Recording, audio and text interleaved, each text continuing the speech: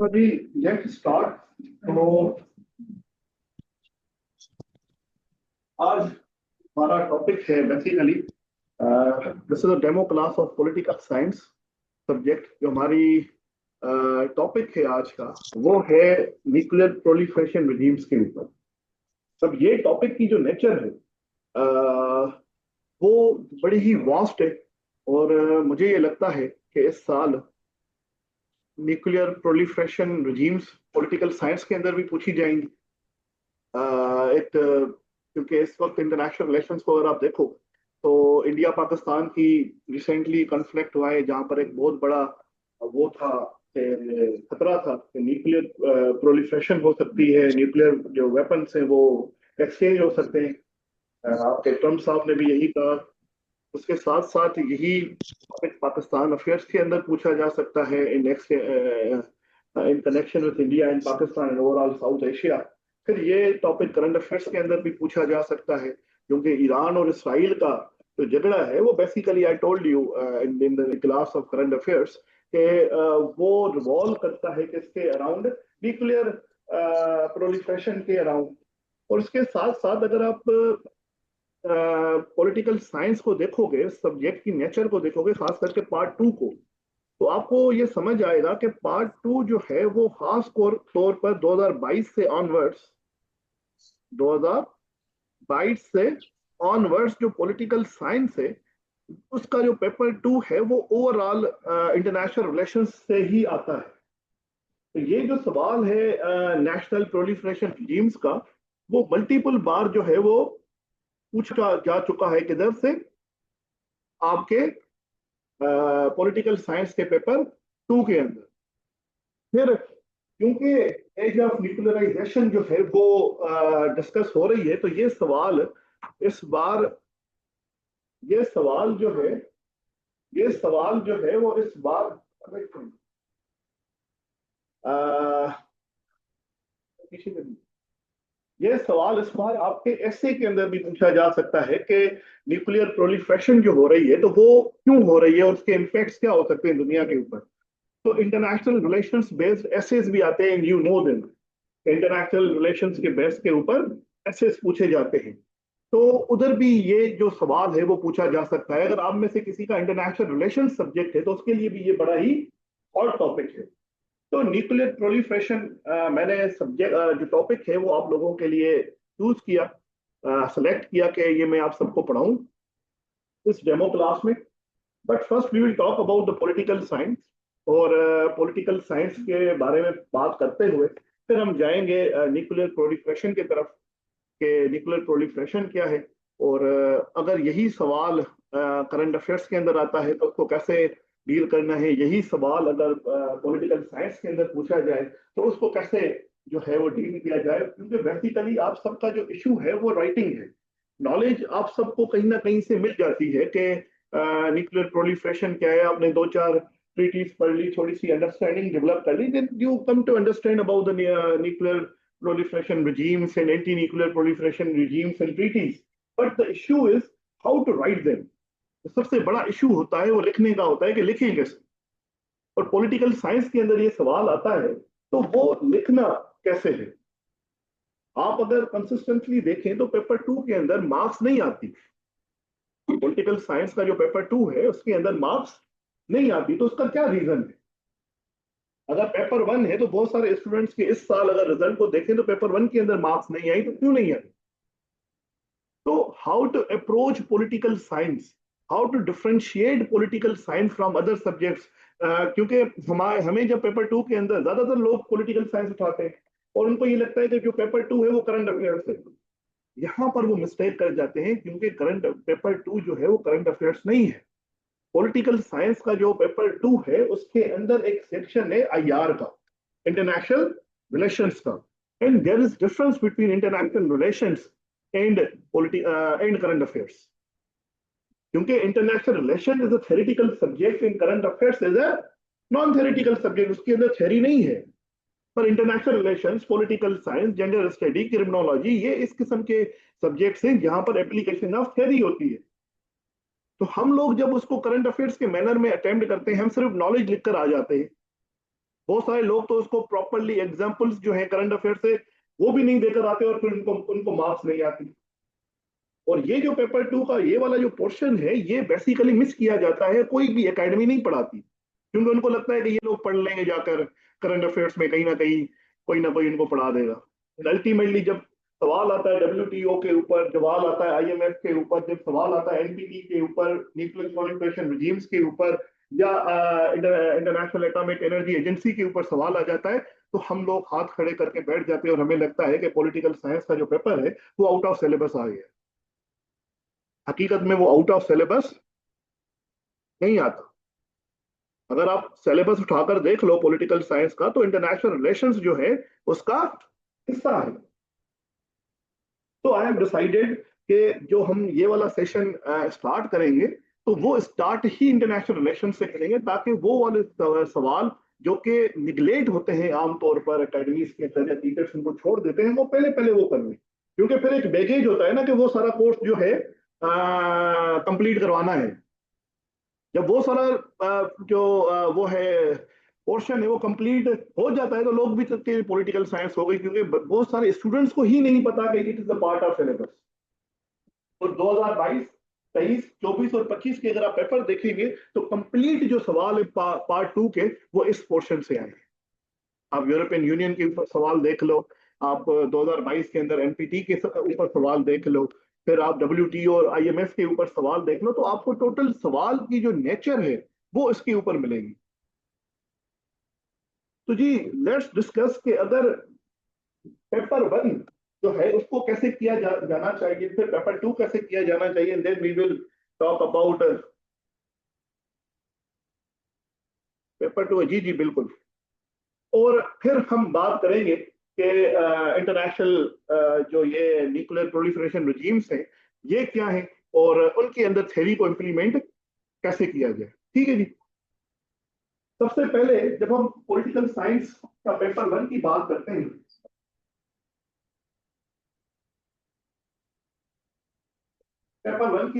हैं, तो political science का जो पेपर वन है उसको अगर हम डिवाइड करें तो उसके अंदर वेस्टर्न पॉलिटिकल थॉट आता है,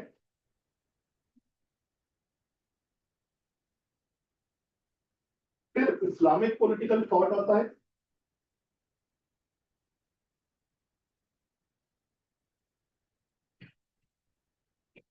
अब ये जो दोनों क्वेश्चन है ये कंस्टिट्यूट करते हैं पेपर वन का पार्ट ए। Part A. अब ये मेनली है जी आपके philosophers, western philosophers and Islamic philosophers. अब जब हम फिलोसोफर्स की बात करते हैं, पॉलिटिकल साइंस पढ़ रहे हैं, तो बेसिकली फिलोसोफर्स किस चीज की बात करते हैं? Political theory. किसकी बात करते हैं जी?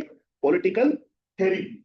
याद रख लें कि किसी भी फिलोसोफर की, पॉलिटिकल फिलोसोफर की आप थ्योरी को तब तक समझ नहीं सकते, इसकी पॉलिटिकल फिलोसफी को तब तक समझ नहीं सकते जब तक आप उसकी मेटाफिजिक्स को नहीं समझते।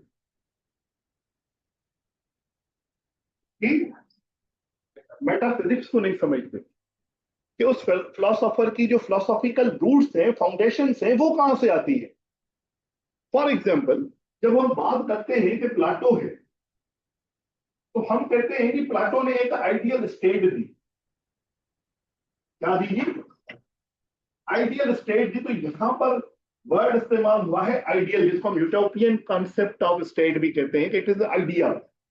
तो बेसिकली ये आइडियल स्टेट कहां से आई, ये कॉन्सेप्ट उसका प्लाटो को कहां से समझ आया? तो उसका एक थ्योरी है जिसको हम कहते हैं थ्योरी ऑफ फॉर्म्स। क्या कहते हैं जी? Theory of forms. तो जो प्लाटो की मेटाफिजिकल अंडरस्टैंडिंग्स है वो कहां से आती है जी? थ्योरी ऑफ फॉर्म्स से। जब तक आप थ्योरी ऑफ फॉर्म्स को अप्लाई नहीं करते तब तक आप बुनियाद ही नहीं समझा सकते कि आइडियल स्टेट है क्या। फिर इस आइडियल स्टेट का एक अहम पार्ट है जिसके बगैर ये आइडियल स्टेट बन ही नहीं सकती, वो है फिलोसोफर किंग।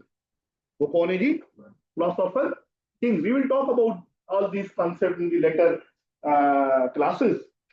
पर फिलोसोफर किंग अब फिलोसोफर किंग कौन है? आप वर्ड फिलोसोफर से ही समझ सकते हो कि प्लाटो कहता है कि एक इनलाइटेंड पर्सन चाहिए, जो कि पढ़ा लिखा हो, जिसको अंडरस्टैंडिंग हो वर्ल्ड ऑफ फॉर्म्स की, in this world of appearances की। उसके बाद ही वो एक अच्छी आइडियल स्टेट जो है वो चला सकता है, क्रिएट कर सकता है।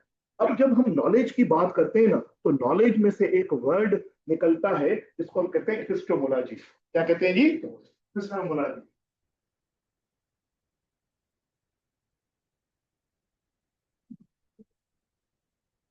क्या कहते हैं जी? एपिस्टेमोलॉजी।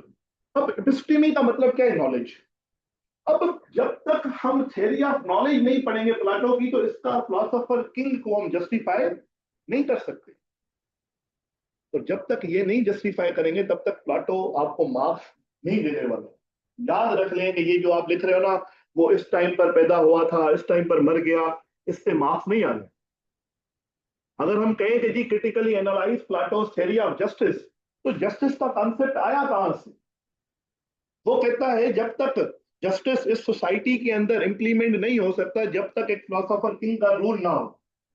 तो फिलोसोफर किंग का रूल जो है वो जस्टिफाई करती है उसकी एपिस्टेमोलॉजी, उसकी थ्योरी ऑफ नॉलेज पे। क्योंकि थ्योरी ऑफ नॉलेज के अंदर वो कहता है प्लाटो के जो सबसे हाईएस्ट फॉर्म ऑफ रिकॉग्निशन के ऊपर है, the most enlightened person of the society is philosopher king, जिसकी वजह से इस सोसाइटी के अंदर क्या हो सकता है? जस्टिस कायम हो सकता है, क्योंकि ही understand what is even and what is good. क्यों? क्योंकि वो हाईएस्ट फॉर्म ऑफ रिकॉग्निशन पर है। और वो उस हाईएस्ट फॉर्म ऑफ रिकॉग्निशन पर क्यों है? क्योंकि he has the he has the knowledge of the world of forms, the theory of form जिसको हम कहते हैं। तो वो आती है उसकी मेटाफिजिक्स। तो जब तक हम फिलोसोफर्स की एपिस्टेमोलॉजी एंड मेटाफिजिक्स नहीं समझते, तब तक आप लोगों को मार्क्स नहीं आने पेपर के अंदर। अब मसला ये है कि हम जब बात करते हैं कि जी एपिस्टेमोलॉजी क्या है, मेटाफिजिक्स क्या है, तो आपको बताकर तो हर टीचर निकल जाता है कि ये है, इसके अलावा नहीं होगा। मसला तब आता है कि जब आप लिखना स्टार्ट करते हो, तो आपको पता नहीं है कि इसकी मेटाफिजिक्स को हम प्लाटो की आइडियल स्टेट के साथ, उसके कॉन्सेप्ट ऑफ जस्टिस के साथ रिलेट कैसे करें। उसकी एपिस्टेमोलॉजी वर्ड तो हमने पढ़ लिया कि एपिस्टेमोलॉजी है कोई चीज, एपिस्टेमोलॉजी है क्या, और उसको हम कनेक्ट कैसे करेंगे उसके आइडिया ऑफ जस्टिस के साथ, उसके आइडिया ऑफ कम्युनिज्म के साथ, उसके आइडिया ऑफ आइडियल स्टेट के साथ। जब तक आप ये कनेक्ट नहीं करते, तब तक तो मार्क्स नहीं आनी। सिमिलरली ऐसे ही हर फिलोसोफर की एक मेटाफिजिक्स होती है और उसकी एक एपिस्टेमोलॉजी होती है। अगर हम कार्ल मार्क्स की बात करें, तो उसकी मेटाफिजिक्स जो है वो डील करती है मटीरियलिज्म के अंदर। हाँ, अगर हम बात करें हेगल की, तो हेगल साहब जो है, ही इज एन आइडियलिस्ट। की मेटाफिजिक्स जो है वो डिपेंड करती है आइडियलिज्म के ऊपर। अगर हम मेटाफिजिक्स की बात करें मिकावली की, तो मिकावली की जो मेटाफिजिक्स है वो किसके अंदर डिपेंड करती है? On the power politics. और फिर उसको कनेक्ट करना, इन फिलोसोफर्स को मॉडर्न वर्ल्ड के साथ कनेक्ट करना, मॉडर्न फिलोसोफर्स के साथ कनेक्ट करना, ये लाजमी है अगर आपने एक्सेप्शनल पेपर लिखना है। अगर आपने एक्सेप्शनल पेपर लिखना है, तो फॉर एग्जांपल हम उठाते हैं जी मिकावली को। Machiavelli is often regarded as the father of realism, क्योंकि वो पावर पॉलिटिक्स की बात करता है। तो आपको नहीं लगता कि जब भी आप कोई भी पॉलिटिकल साइंस का पेपर पढ़ते हो, कोई भी, अगर आपने जिंदगी में पढ़ा हो, तो वो हमेशा सिर्फ एक फिलोसोफर की बात नहीं करता उस पेपर के अंदर। कोई भी रिसर्च पेपर उठाकर देख लो, कोई भी किताब उठाकर देख लो, वो कभी भी एक फिलोसोफर की बात नहीं करता। वो बात करता है जी मिकावली की पावर पॉलिटिक्स से, तो वहां पर ही मिला जाएगा किसको? थ्यूसिडाइड को। थ्यूसिडाइड भी एक फिलोसोफर पैदा हुआ था जिसने पावर पॉलिटिक्स की बात की। फिर वो आकर कनेक्ट कर देगा उसको मॉर्गन था के साथ। कि करंट अगर मॉडर्न हिस्ट्री को देखें ऑफ रियलिज्म,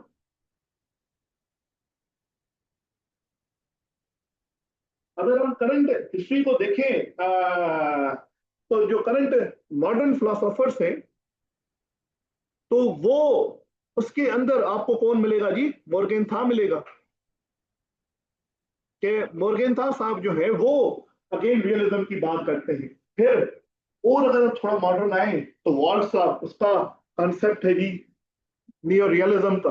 तो वो कैसे मितावली के साथ जो है कनेक्ट करता है। जब आप इस तरीके से कंपैरेटिव एनालिसिस करोगे, मितावली का विथ मॉर्गन था एंड वॉल्स, और थ्यूसिडाइड, और विथ मोंटेस्क्यू, और विथ मेनी अदर फिलोसोफर्स, जो भी आप जिनके साथ भी आप करो, तो आपके पेपर में और एक कॉमन बच्चे के पेपर के अंदर ना एक डिफरेंस नजर आए। और याद रख लें, I have been telling you all, मेरे पास वो रिपोर्ट भी पड़ी हुई है एफपीएससी की, जो 2019 की रिपोर्ट है, कि बेसिकली मार्क्स तब आते हैं जब when your paper is unique, जो कि कॉमन गाइडेड किताबों से नहीं लिखा जा रहा। याद रख लो कि कोई भी अच्छा पेपर नोट्सों से नहीं लिखा जाता। क्या आपने इसके नोट्स पकड़ लिए, सीनियर के नोट्स पकड़ लिए, वर्ल्ड टाइम्स की कोई कॉपी पेस्टेड किताब उठा ली, इधर से मार्क्स नहीं आने। You have to understand the political science, क्योंकि आसान सब्जेक्ट तो नहीं है, तो वेरी कॉम्प्लेक्स सब्जेक्ट। उसको समझने के लिए आपको उस किस्म की क्रिटिकल एनालिसिस डेवलप करना पड़ेगा। और वो कैसे होगा? जब आप उनकी अंडरस्टैंडिंग करोगे through metaphysics and epistemology. Similarly यही चीज अप्लाई होती है किसके साथ? किसके ऊपर? आपके इस्लामिक पॉलिटिकल थॉट के ऊपर। कि जब हम अल फरेबी को पढ़ते हैं, तो अल फरेबी की जो मेटाफिजिक्स है वो आती है हिरार्किकल इमिनेशन से। कि वो बेसिकली क्या करता है, वो प्लाटो को देखता है, वो एरिस्टोटल को देखता है, और अपनी एक आइडियल स्टेट जो है वो बनाता है, जिसको वो कनेक्ट करता है किसके साथ? कुरान और सुन्ना के साथ। तो जब हम अल फरेबी को लिखने लगेंगे, तब जब तक उसको जस्टिफाई नहीं कर सकते, जब तक हम उसको एरिस्टोटल, प्लाटो वगैरह के साथ कंपैरेटिव एनालिसिस नहीं करते। सो ऐसे इंशाल्लाह we are going to understand the paper part one of the paper one. फिर आता है पार्ट टू, जिसके अंदर कॉन्सेप्ट आते हैं कि लिबर्टी क्या है, ठीक है, पॉलिटिकल कल्चर क्या होता है, प्रेशर ग्रुप्स क्या होते हैं, समझ रहे हो, डेमोक्रेसी क्या है, फॉशिज्म क्या है। अब जब हम फॉशिज्म के ऊपर सवाल आता है, तो आप लोग जो है वो तकरीबन करते क्या हो? वो फॉशिज्म को क्या करते हैं आप लोग? डिफाइन करके उसके कॉन्टूर्स बता देते हो, फिर एंड कर देते हो कि ये फॉशिज्म। बेटा मेरे, ये जो सारी हमने पढ़ी वेस्टर्न पॉलिटिकल थॉट, ये क्यों पढ़ा? बेसिकली फॉशिज्म क्या डिफाइन हो सकता है विदाउट अंडरस्टैंडिंग द मितावली? कि अगर हम फाशिज्म को लिखें कि जी एक अथॉरिटेरियन सी रिजीम्स होती हैं जहां पर रूल ऑफ द स्टेट ज्यादा होता है और लोगों को फ्रीडम नहीं होता, तो आपको नहीं लगता कि ये मकावली भी कहकर गया है, ये थॉमस होब्स भी कहकर गया है, ये जॉन ऑस्टिन ने भी कहा है? बेसिकली जो फाशिज्म है, फाशिस्ट पार्टी थी ना मुसलिनी साहब की, तो मुसलिनी जो है अपनी जेब में द प्रिंस लेकर घूमता था, जो कि मिकावली का बुक था, जहां से उसका कॉन्सेप्ट ऑफ स्टेट जो है वो जन्म लिया है। सिमिलरली जब हम लिबर्टी की बात करते हैं, तो जब तक हम ये डिफाइन नहीं करेंगे कि जी मोंटेस्क्यू का कॉन्सेप्ट ऑफ लिबर्टी क्या था, मोंटेस्क्यू क्या समझता है कि लिबर्टी क्या है, हेगल क्या समझता है कि लिबर्टी क्या है, जर्मी बेंथम क्या समझता है कि लिबर्टी क्या है, जेम्स मिल क्या समझता है कि लिबर्टी क्या है, तब तक हम लिबर्टी को कैसे डिफाइन कर सकते हैं? हम लोग क्या करते हैं, ये समझते हैं कि पेपर वन के अंदर पार्ट वन बिल्कुल अलग है और पार्ट टू बिल्कुल अलग है। नो, दे आर कनेक्टेड, क्योंकि लिबर्टी का कॉन्सेप्ट कहां से आया? इन फिलोसोफर्स की ही बुक से निकला है ना, कि कोई लिबर्टी भी होती है, कोई फ्रीडम भी होता है। तो आप समझ रहे हो मेरी? तो इन कनेक्शन, डेमोक्रेसी को क्या डिफाइन कर सकते हैं जॉन लॉक को डिफाइन किए बगैर? जब तक हम जॉन लॉक को नहीं समझेंगे, तब तक डेमोक्रेसी का रूल नहीं समझ सकते। जो आर्सेनल ऑफ डेमोक्रेसी है अमेरिका, उसका जो कॉन्स्टिट्यूशन है वो रूसो और जॉन लॉक की फिलोसॉफिकल अंडरपाइनिंग से बना हुआ है। लिबरलिज्म का एक पॉलिटिकल आर्म को हम कहते हैं, लिबरलिज्म की पॉलिटिकल आर्म क्या है? डेमोक्रेसी। तो जो फाउंडर है लिबरलिज्म के, जब तक हम उनको समझेंगे नहीं, तब तक हम डेमोक्रेसी को कैसे समझ सकते हैं, उसके ऊपर क्रिटिक कैसे कर सकते हैं? मेरी बात समझ में आ रही है? फिर आपका आता है जी paper two. Again paper two, जो कि सबसे लोगों को बोरिंग लगता है, पर समटाइम आसान भी लगता है, और बहुत सारे लोगों को वो कॉम्प्लेक्स लगता है। अब उसके भी दो पार्ट्स हैं बेसिकली। एक है उसका कॉन्स्टिट्यूशन, कंपैरेटिव पॉलिटिकल स्ट्रक्चर समझना, सिस्टम समझना, कि जर्मनी का कंपैरेटिव सिस्टम क्या है, मलेशिया का क्या है, यूके का क्या है, यूएसए का क्या है। अब ये जब हम कॉन्स्टिट्यूशन पढ़ते हैं तो याद रखो कि कॉन्स्टिट्यूशन तब तक नहीं हो सकता जब तक आप कॉन्स्टिट्यूशनलिस्ट थेरीज नहीं लगाते, क्योंकि political science is a theoretical subject. Aristotle की जो थ्योरी ऑफ फॉर्म्स है, forms of government, it is the theory of constitution. तो बेसिकली वो फॉर्म्स ऑफ कॉन्स्टिट्यूशन बता रहा है कि कॉन्स्टिट्यूशन क्या होता है।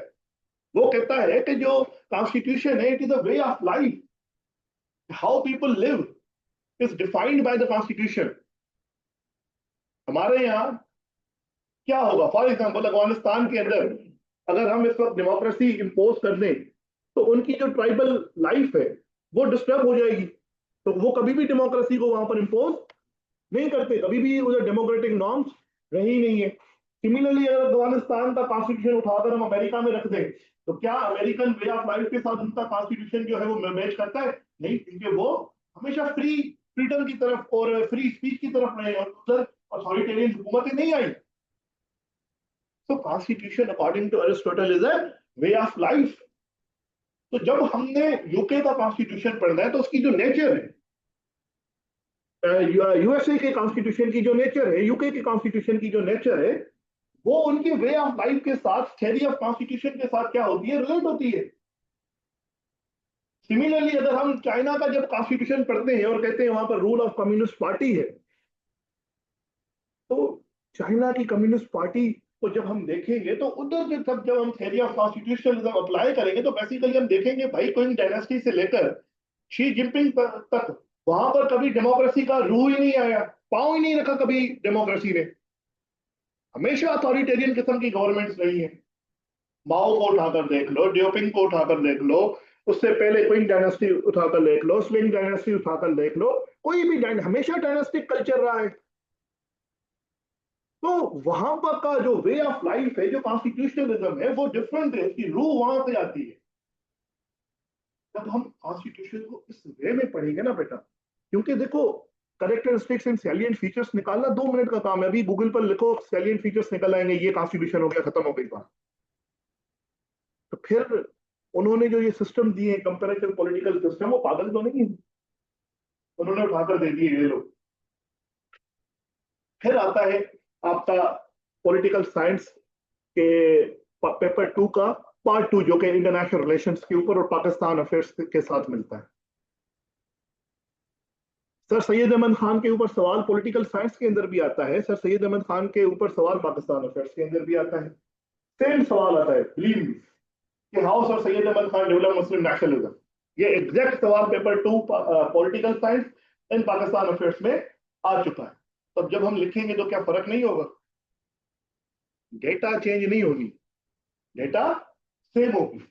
बस फर्क ये होगा कि nationalism is not a theory in Pakistan affairs, but it is a theory in political science. Nationalism तो एक पूरी थ्योरी है ना, एक पूरा कॉन्सेप्ट है। तो जब हम पाकिस्तान अफेयर्स के अंदर डिफाइन करते हैं सर सैयद अहमद खान को के नेशनलिज्म को, तो we do not define nationalist theory, nationalism की थ्योरी क्या है, हम वो तो डिफाइन ही ना करते। पर जब हम पॉलिटिकल साइंस के अंदर उस सवाल को अटेम्प्ट करेंगे, then we will define the theory of nationalism. बात समझ में आ रही है मेरी?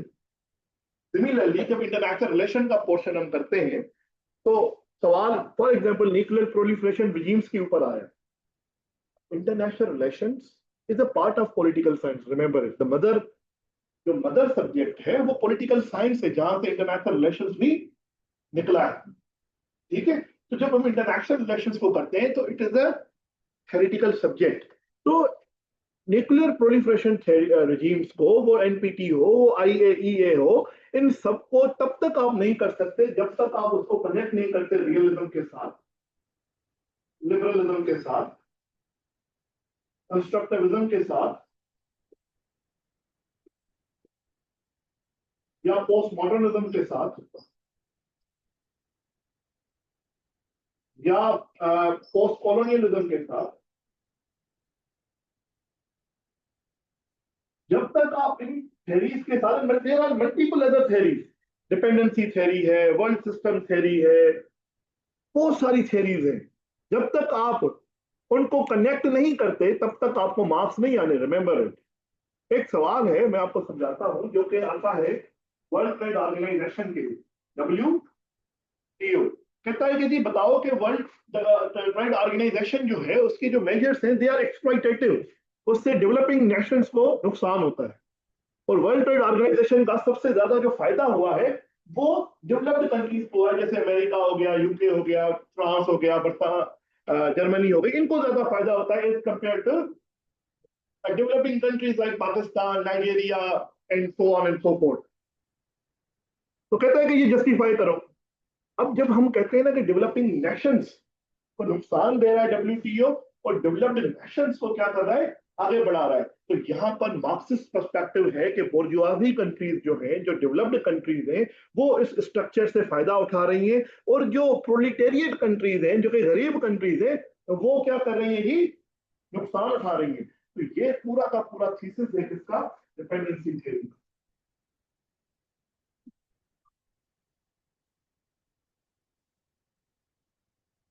बेसिकली वो आपको पूछ रहा है कि डिपेंडेंसी जो लैंड्स है वो वर्ल्ड ट्रेड ऑर्गेनाइजेशन के ऊपर क्या करो, इंप्लीमेंट करो। और हम डायरेक्टली लिख कर आते हैं, ना उसके अंदर कोई एग्जांपल देते हैं, ना कंट्री बताते हैं, ना कोई प्रेजेंटेशन करते हैं, ना ही डिपेंडेंसी थ्योरी लिखते हैं, क्योंकि हमें समझ ही नहीं आता कि बेसिकली वो पूछ डिपेंडेंसी थ्योरी रहा था। Are you getting me? तो जब तक इन सवालों को, फॉर एग्जाम्पल हम न्यूक्लियर प्रोलिफरेशन रिजीम्स की बात करते हैं, ये हमारा टॉपिक है ना आज। तो अगर हम कहें कि जो रियलिस्ट है, रियलिस्ट कहते हैं, जैसे वॉल्स ने कहा है कि जब तक न्यूक्लियर वेपन्स हैं तब तक ये दुनिया कायम है, जिस दिन न्यूक्लियर वेपन्स नहीं होंगे दुनिया आपस में लड़कर मर जाएगी, खत्म हो जाएगी। वॉल्स कहते हैं न्यूक्लियर वेपन्स होने चाहिए for the stability and peace of the world. ये क्या है, रियलिस्ट पर्सपेक्टिव है, रियलिस्ट पॉइंट ऑफ व्यू है of nuclear proliferation regimes and weapons. ऐसे ही लिबरलिस्ट कहते हैं कि इस दुनिया के अंदर वेपन्स ऑफ मास डिस्ट्रक्शन नहीं होने चाहिए, क्योंकि उनसे दुनिया की जो स्टेबिलिटी है वो खतरे में आ सकती है। अब कुछ भी कह दें कि ये डिफरेंस क्रिएट करते हैं, ये बेसिकली दूसरे कंट्रीज को रोकते हैं एक दूसरे के ऊपर हमला करने से, पर जब तक ये मौजूद है तब तक कभी भी वो मिसकैलकुलेशन में चल सकते हैं। अगर एक बार चल गए तो फिर डिस्ट्रक्शन है इस दुनिया के अंदर। ये लिबरल व्यू है। सिमिलरली अगर आप पोस्ट कॉलोनियलिज्म को पढ़ो, तो पोस्ट कॉलोनियलिस्ट जो पर्सपेक्टिव है वो ये कहता है कि ये जो वेपन्स ऑफ मास डिस्ट्रक्शन है, ये बेसिकली क्यों अक्वायर किए गए हैं, इसलिए अक्वायर किए गए हैं कि कंट्रीज ये चाहते हैं कि जो डेवलप्ड कंट्रीज है वो हमारे ऊपर हमला ना करें दोबारा। आप एक मिसाल ले लो, नॉर्थ कोरिया और इराक की। इराक के ऊपर 2003 के अंदर बुश साहब ने हमला कर दिया, हाँ, ऑपरेशन डिजर्ट फॉक्स के थ्रू। UK और USA ने बम बम ब्लास्ट किए, और सदाम साहब की जो वो है मिलिट्री इंस्टॉलेशन है वो खत्म की, फिर डायरेक्टली उसको कैप्चर भी करवा दिया। ये काम वो किम योंग उन के साथ क्यों नहीं करते? नॉर्थ कोरिया भी तो यही काम कर रहा है ना, उसके ज्यादा स्केल के ऊपर कर रहा है, तो उसके साथ क्यों नहीं करते और इराक के साथ क्यों किए? अभी हमने सोचा है क्यों, क्योंकि North Korea is a nuclear state, वो ओपेक न्यूक्लियर स्टेट के अंदर आती है, जिसने डिक्लेयर नहीं किया, it is not considered as the nuclear state, but everyone knows कि North Korea has the nuclear weapons. जैसे ईरान है, जैसे इसराइल है, तो न्यूक्लियर वेपन्स उनके पास है। तो जो डेवलपिंग कंट्रीज हैं दे थिंक कि जो कॉलोनियल इरा थी, जिसके अंदर जब भी चाहे पावरफुल कंट्री हमारे ऊपर आकर बैठ जाता था और आकर कब्जा कर लेता था, उससे बचने के लिए हमारे पास न्यूक्लियर वेपन्स होने चाहिए। ये पोस्ट कॉलोनियल मेंटेलिटी पर्सपेक्टिव है। अब आप देख रहे हो कि कैसे थ्योरीज जो है वो क्वेश्चन के ऊपर लागू होती हैं, और जब तक इंटरनेशनल रिलेशंस वाले पार्ट के ऊपर इन थ्योरीज को अप्लाई नहीं करोगे, याद रख लो मार्क्स नहीं आएंगे। तो आई होप कि आपको एक अंडरस्टैंडिंग डेवलप हुई कि हमने जो पॉलिटिकल साइंस का जो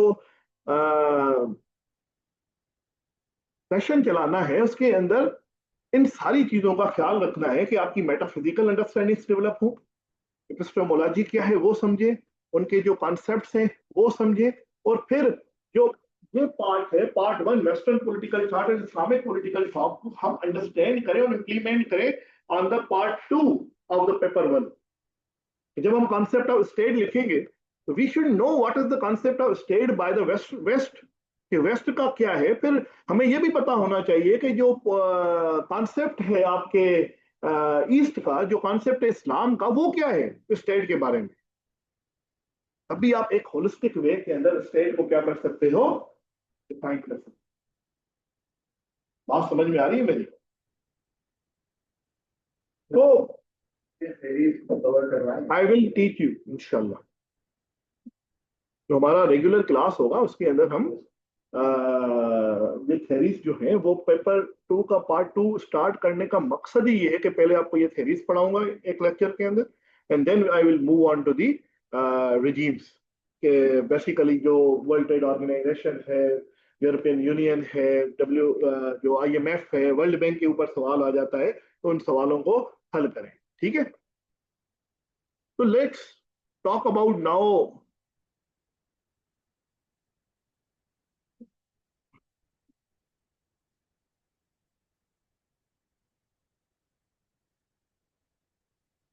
चलें। अब हम बात करते हैं कि न्यूक्लियर प्रोलिफरेशन रिजीम्स क्या है, तो ये कहां से स्टार्ट हुआ सिस्टम, न्यूक्लियर प्रोलिफरेशन है क्या, उसकी हिस्टोरिकल एवोल्यूशन क्या हुई, और कौन सी ट्रीटीज हैं जो कि हमने बनाई है आज तक। आज का लेक्चर जो है वो यहाँ तक होगा क्योंकि 9 पेजेस पहले ही मैं भर चुका था, and I will give another lecture tomorrow जहाँ पर हम इस थेरीज को और आगे जो है एनपीटी को पढ़ेंगे। बेसिकली जो सवाल आता है वो कभी कभी वो न्यूक्लियर प्रोलिफरेशन रिजीम्स के ऊपर पूछ लेता है ओवरऑल, जिसके अंदर एमपीटी भी आ जाती है, मल्टीपल अदर्स। फिर कभी कभी वो ना स्पेसिफिकली एनपीटी के बारे में पूछता है कि न्यूक्लियर प्रोलिफरेशन पीटी क्या है। ठीक है, तो हमने इन दोनों को रेस्पेक्टिव लेक्चर्स के अंदर क्या करना है जी, कवर करना है।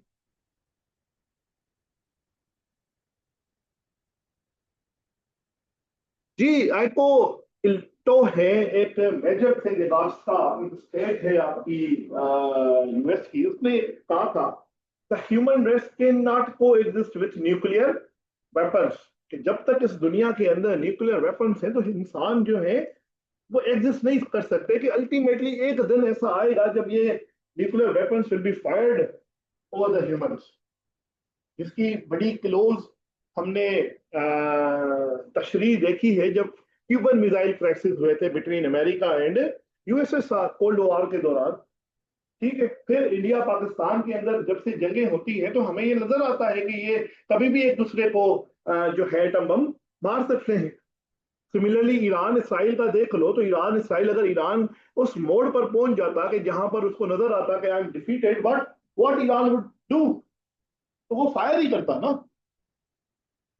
और अगर इसराइल के ऊपर ईरान फायर करता तो फिर अमेरिका ईरान के ऊपर करता, इसराइल ईरान के ऊपर कर देता, और पूरी दुनिया के अंदर एक न्यूक्लियर जो रेस है वो स्टार्ट हो जाती और हम एक दूसरे की जो ह्यूमैनिटी है उसको तबाह कर देते। क्योंकि धमाका तो नहीं ना होता सिर्फ न्यूक्लियर बम्स के अंदर, रेडिएशंस मसला है। एक बम, कॉमन बम के अंदर और एटॉमिक बम के अंदर फर्क क्या होता है कि कॉमन बम जब फटता है उस टाइम वो लोगों को नुकसान देता है।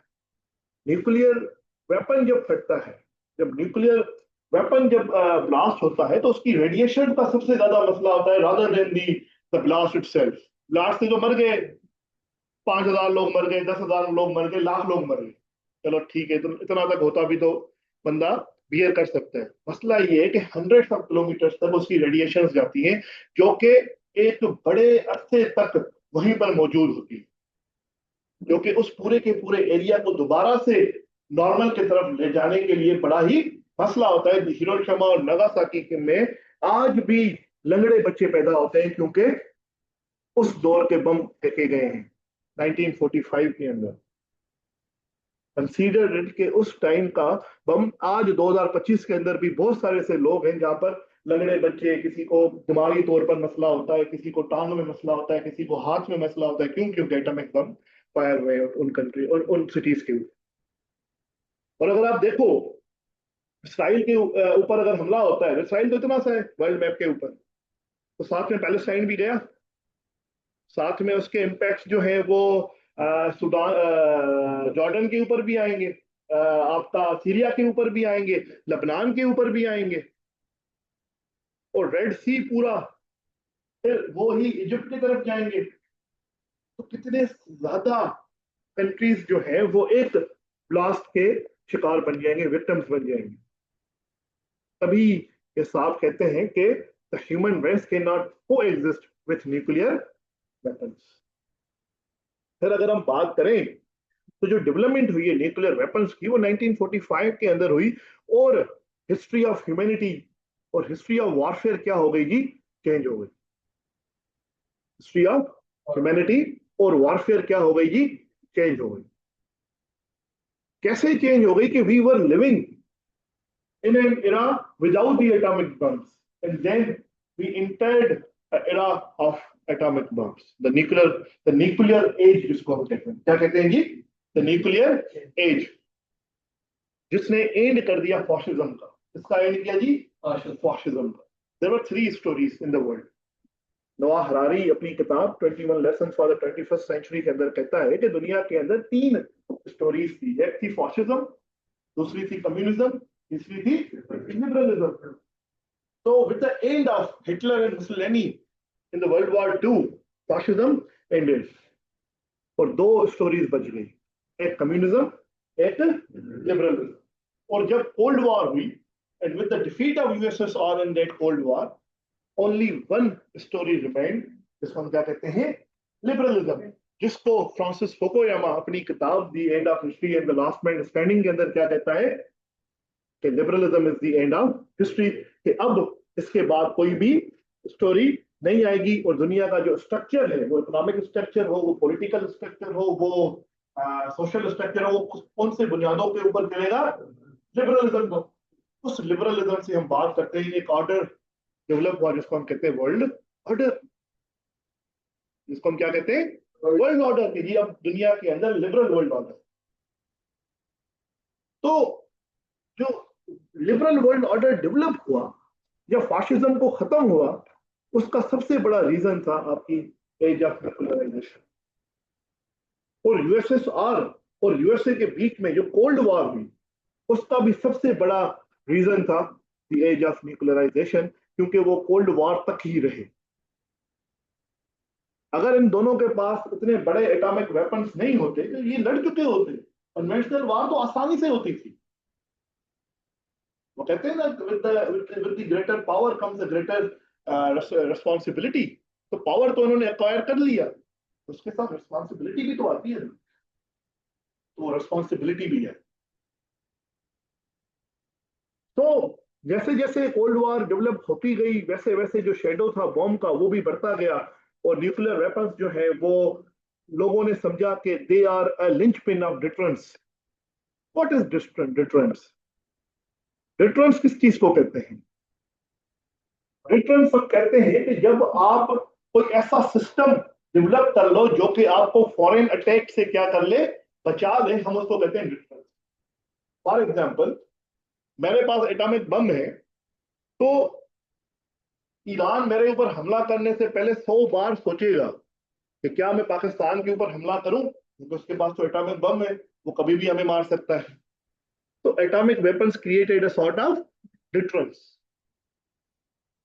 तो बहुत सारे लोग ये समझते हैं कि ये जो न्यूक्लियर वेपन्स है, they are a system of deterrence.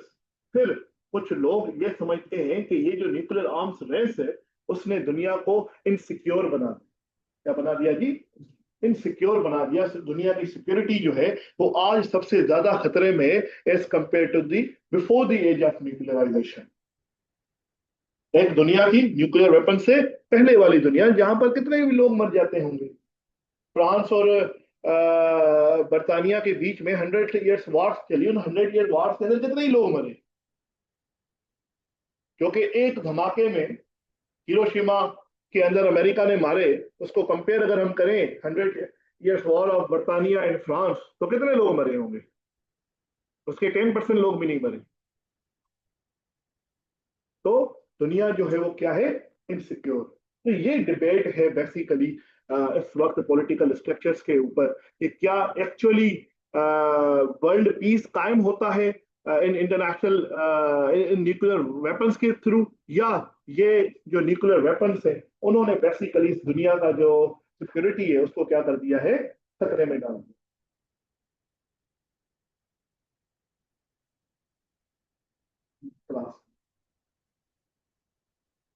ठीक है, उसके बाद लेट्स सी कि व्हाट इज न्यूक्लियर प्रोलिफरेशन। एक आप बहुत बार ये चीज सुनते होंगे कि जी न्यूक्लियर प्रोलिफरेशन हो रही है, न्यूक्लियर प्रोलिफरेशन हो रही है।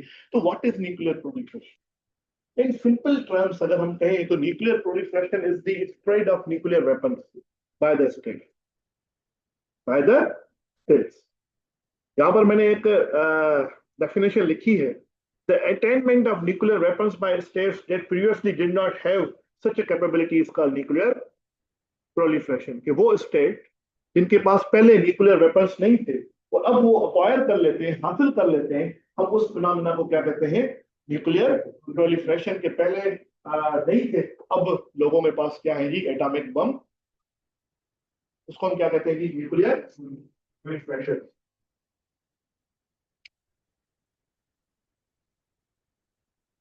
कैसे करूँगा?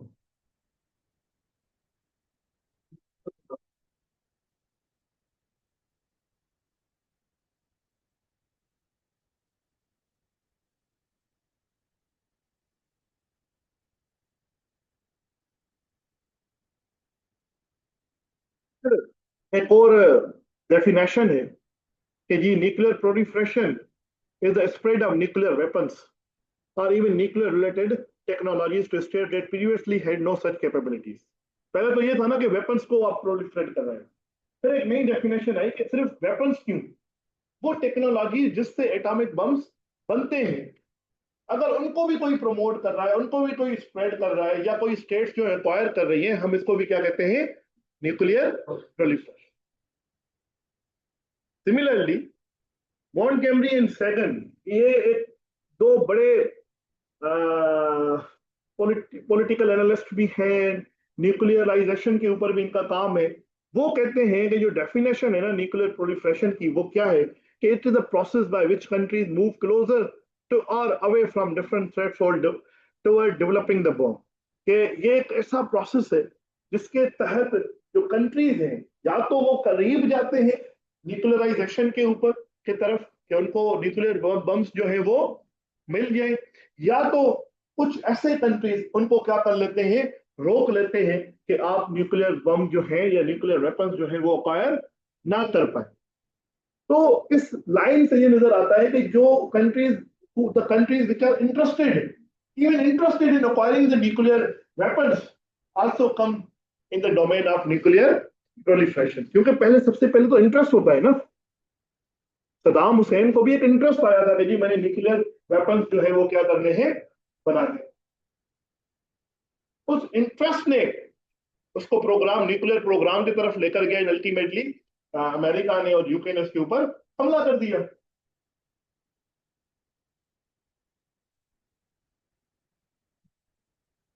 के बाद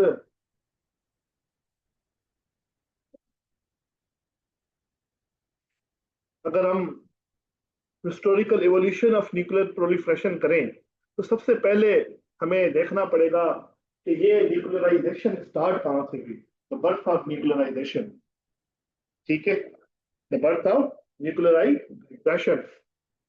So the first and only nuclear weapons that have been used in warfare were the atomic bombs, developed by the Manhattan Project, which were exploded over Hiroshima and Nagasaki on 6th and 9th August 1945 respectively।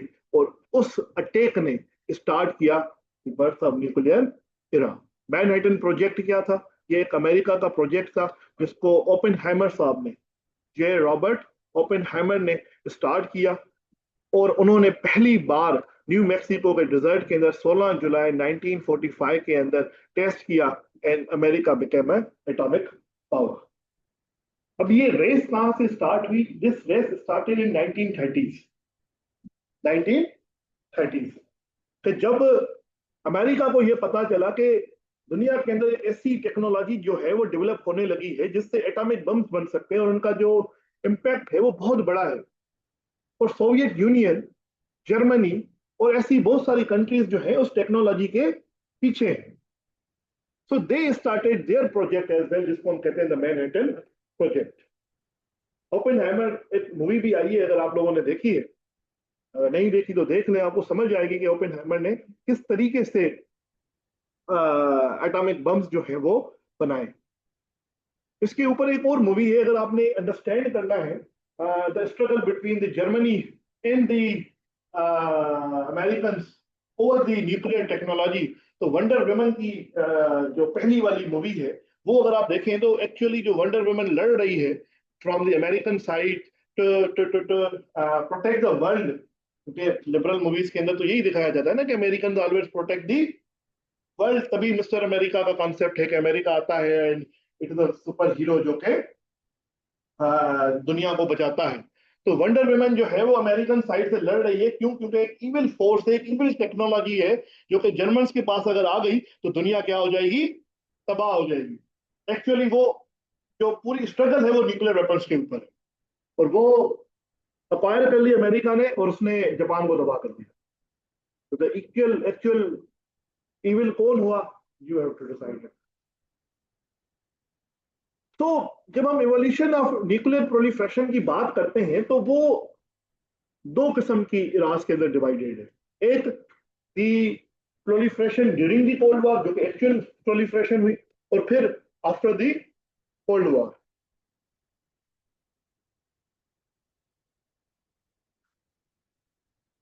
बात करते हैं दानिश साहब, अभी बात करते हैं जो नहीं बनाने देती, इसके ऊपर बहुत सारे आगे पूरा लेक्चर है इसको। ठीक है, तो जी during the proliferation during the cold war, जब ये 1945 के अंदर हुआ, हिरोशिमा और नागासाकी तबाह हो गए, तो दुनिया ने देखा कि ये क्या हो गया। It was a shock for entire world, क्योंकि अगर आपको पता है हिस्ट्री ऑफ वर्ल्ड वॉर 2, तो वर्ल्ड वॉर 2 की हिस्ट्री अगर देखो तो जब जर्मनी सरेंडर कर गया तो जापान ने सरेंडर करने से इनकार कर दिया, तो उन्होंने कहा लड़ना है ना आपने, let's fight. They didn't know कि एक्चुअली एटॉमिक बम्स है या न्यूक्लियर वेपन्स है किसके पास? अमेरिका के पास। उन्होंने कहा आपने लड़ना है, we will fight with you, let's fight. They don't know, they didn't know कि जी एक्चुअली अमेरिका के पास न्यूक्लियर वेपन्स है। तो जैसे little man and fat boy little man जो है उसके ऊपर फायर किए गए, तो दुनिया के लिए एक बहुत बड़ा शौक था, और उस शौक ने एक मिलिट्री सुप्रीमेसी क्रिएट कर दी किसकी? अमेरिका की, क्योंकि अमेरिका के पास ऐसे वेपन्स हैं जो कि पूरे के पूरे सिटी को एक झटके में मार सकते हैं, जिनको हम क्या कहते हैं जी? Nuclear weapons. तो it became an security dilemma. क्या बन गया जी? Security dilemma. जब हम सिक्योरिटी डायलेमा की बात करते हैं, सिक्योरिटी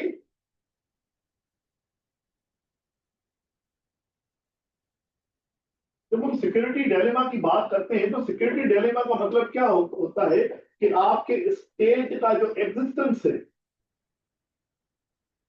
वो क्या है? थ्रेटेंड हो गया है। और आपको पता है कि पॉलिटिकल साइंस के अंदर बहुत सारे फिलोसोफर्स ने ये कहा है कि state is the supreme body. आप हेगल को उठाकर पढ़ लो, मैकावली को उठाकर पढ़ लो, इवन लॉक को देख लो, तो लॉक भी क्या कहता है कि स्टेट इज द सुप्रीम। अगर स्टेट नहीं है तो हम सब नहीं है। अगर पाकिस्तान का वजूद इस दुनिया से खत्म हो गया तो हम कदर जाएंगे। हमारा वजूद, हमारी नेशनलिटी तो रिलेटेड पाकिस्तान के साथ है ना। तो जब पाकिस्तान को थ्रेट होगा तो we will do everything to mitigate, to eliminate that threat. तो बेसिकली जब ये सिक्योरिटी डिलेमा क्रिएट हुआ दुनिया की स्टेट्स के लिए, तो उन्होंने कहा कि इस सिक्योरिटी डिलेमा को क्या करना है जी? एलिमिनेट करना है। अब वो सिक्योरिटी डिलेमा कैसे एलिमिनेट हो? It will be eliminated through the difference. इसके थ्रू होगा एक डिफरेंस चाहिए। डिफरेंस क्या है कि हम भी कोई ऐसा सिस्टम जो है वो डेवलप करें जो कि हमें न्यूक्लियर वेपन से क्या कर सके, बचा सके। तो ज्यादातर कंट्री ने ये समझा कि वो जो सिस्टम है डिफरेंस का, वो खुद न्यूक्लियर वेपन से, वो क्या है जी, खुद न्यूक्लियर वेपन से। तो फिर यूएसएसआर हो, चाइना हो, या आपका यूके हो, फ्रांस हो, इन सब ने एक रेस स्टार्ट कर दी, किसकी, to acquire the nuclear weapons, जिसको हम कहते हैं कि पोस्ट और ड्यूरिंग दी कोल्ड वॉर जो एक्चुअल प्रोलिफरेशन हुई, तो उस प्रोलिफरेशन का जो मकसद था, क्यों हो रही थी, वो थी जी सिक्योरिटी डायलेमा, एग्जिस्टेंशियल क्राइसिस आ गए, एग्जिस्टेंशियल क्राइसिस आ गए। अगर मुझे मेरी जान को खतरा है, तो मैं सबसे पहले क्या करूंगा, उस जान के खतरे को खत्म करने की कोशिश करूंगा।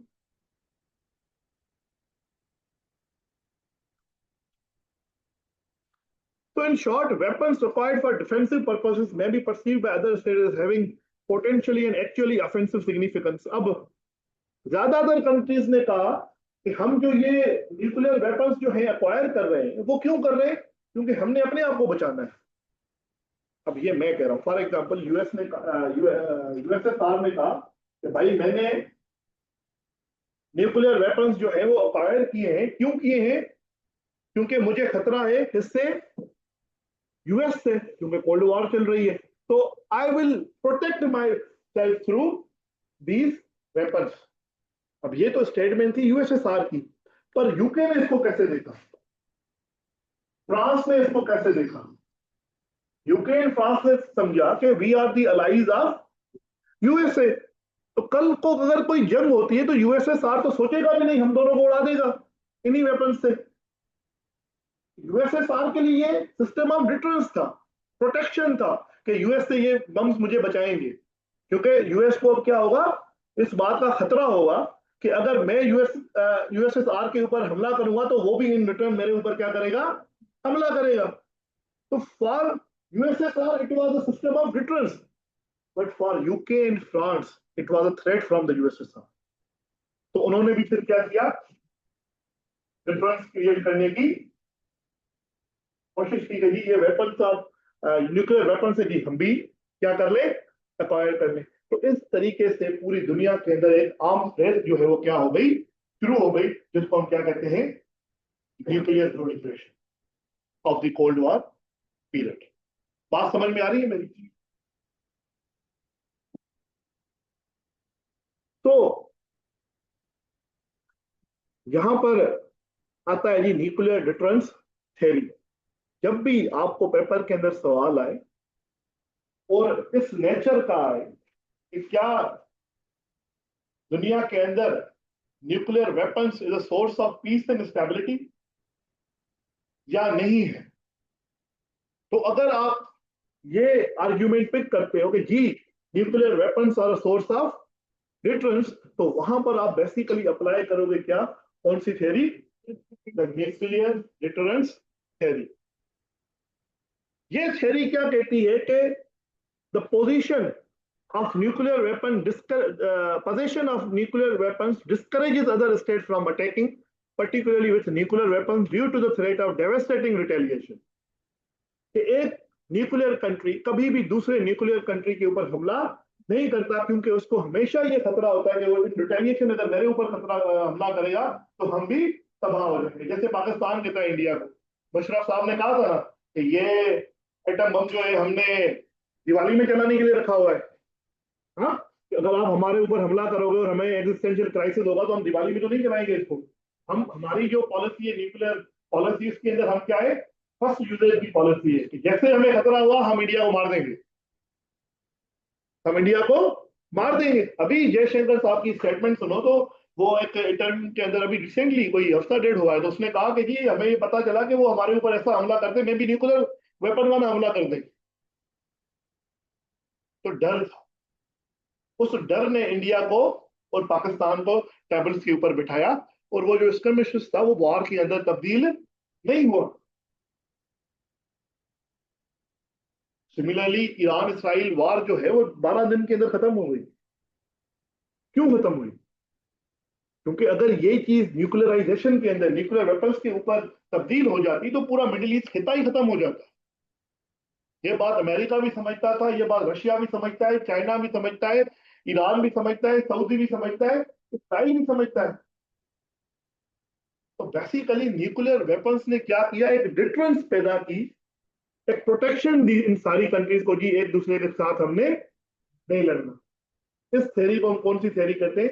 Theory of nuclear deterrence.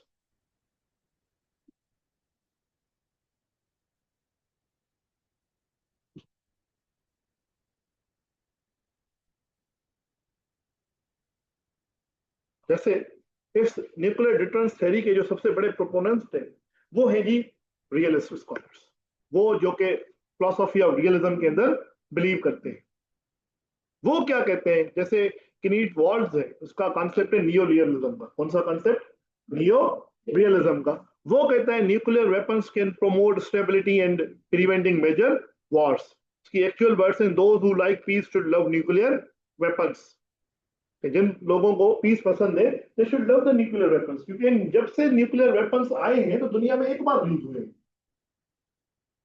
Hiroshima और नागासाकी। उसके बाद कभी आपने देखा कि बड़े कोई कंट्रीज की आपस में झगड़ा हुआ हो? एक का बताओ। क्या यूएस के साथ लड़े आपस में? नहीं। क्या चाइना, जो अमेरिका है, वो इतने डिफरेंसेस के बगैर बावजूद भी क्या आपस में लड़ाई की बातें करते हैं? नहीं। इकोनॉमिक टेंशन चल रहे हैं एक दूसरे को। इस न्यूक्लियराइजेशन ने, सेज ऑफ न्यूक्लियराइजेशन ने, सिरा ऑफ न्यूक्लियराइजेशन ने वॉरफेयर को कैसे चेंज किया? और इस तरीके से चेंज किया कि फिर वो वॉरफेयर जो है वो जियोपॉलिटिकल वॉरफेयर से चेंज हो गया जियो इकोनॉमिक वॉरफेयर के ऊपर। कि अगर हमने पहले क्या मारते थे जी, हमला कर दो, बम मार दो, तोप मार दो, अब क्या हो रहा? सैंक्शंस डाल दो, इसके साथ ट्रेड नहीं करेंगे, इकोनॉमिकली आइसोलेट कर दो। नॉर्थ कोरिया के ऊपर अमेरिका ने कोई हमला नहीं किया, पर उसको इकोनॉमिकली क्या कर दिया है? आइसोलेट कर दिया है। ईरान के ऊपर हमला पहले कभी नहीं किया आपके अमेरिका ने, पर उसको क्या कर दिया? इकोनॉमिकली आइसोलेट कर दिया। तो दुनिया जो है न्यूक्लियर वेपन्स के बाद चेंज क्या आया कि दुनिया जो है वो इकोनॉमिक्स को इस्तेमाल करने लगी, और वहां से concept of hybrid warfare start. क्या स्टार्ट होता है? कॉन्सेप्ट ऑफ हाइब्रिड वॉरफेयर, कि हम हाइब्रिड वॉरफेयर की तरफ क्यों गए? क्यों डायरेक्टली ईरान नहीं लड़ता, प्रॉक्सीज के थ्रू लड़ता है? क्योंकि वो कहता है यार ये ना हो कि हम एक दूसरे को एटम बम मार दें। बात समझ रहे हो कि ये वॉरफेयर का चेंज क्यों हुआ? It was the nuclear age. और ये डिफरेंस किसने क्रिएट की? न्यूक्लियर वेपन्स, जिसको हम कहते हैं द न्यूक्लियर डिफरेंस थ्योरी।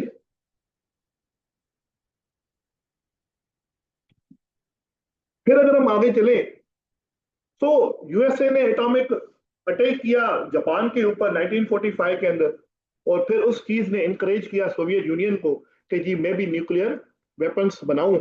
और 1949 के अंदर, 4 सालों के बाद, सोवियत न्यूक्लियर स्टेट बन गया। USSR became the nuclear power. The point USSR become the nuclear power, तो डिफरेंस क्रिएट हो गई। बैलेंस ऑफ पावर, इसको हम क्या कहते हैं जी? बैलेंस ऑफ 1945 के अंदर जो बैलेंस ऑफ पावर था वो शिफ्ट हुआ किधर? अमेरिका की तरफ, क्योंकि उसके पास एटॉमिक बम्स आ गए जो कि उसको मिलिट्री सुप्रीमेसी की तरफ लेकर गए।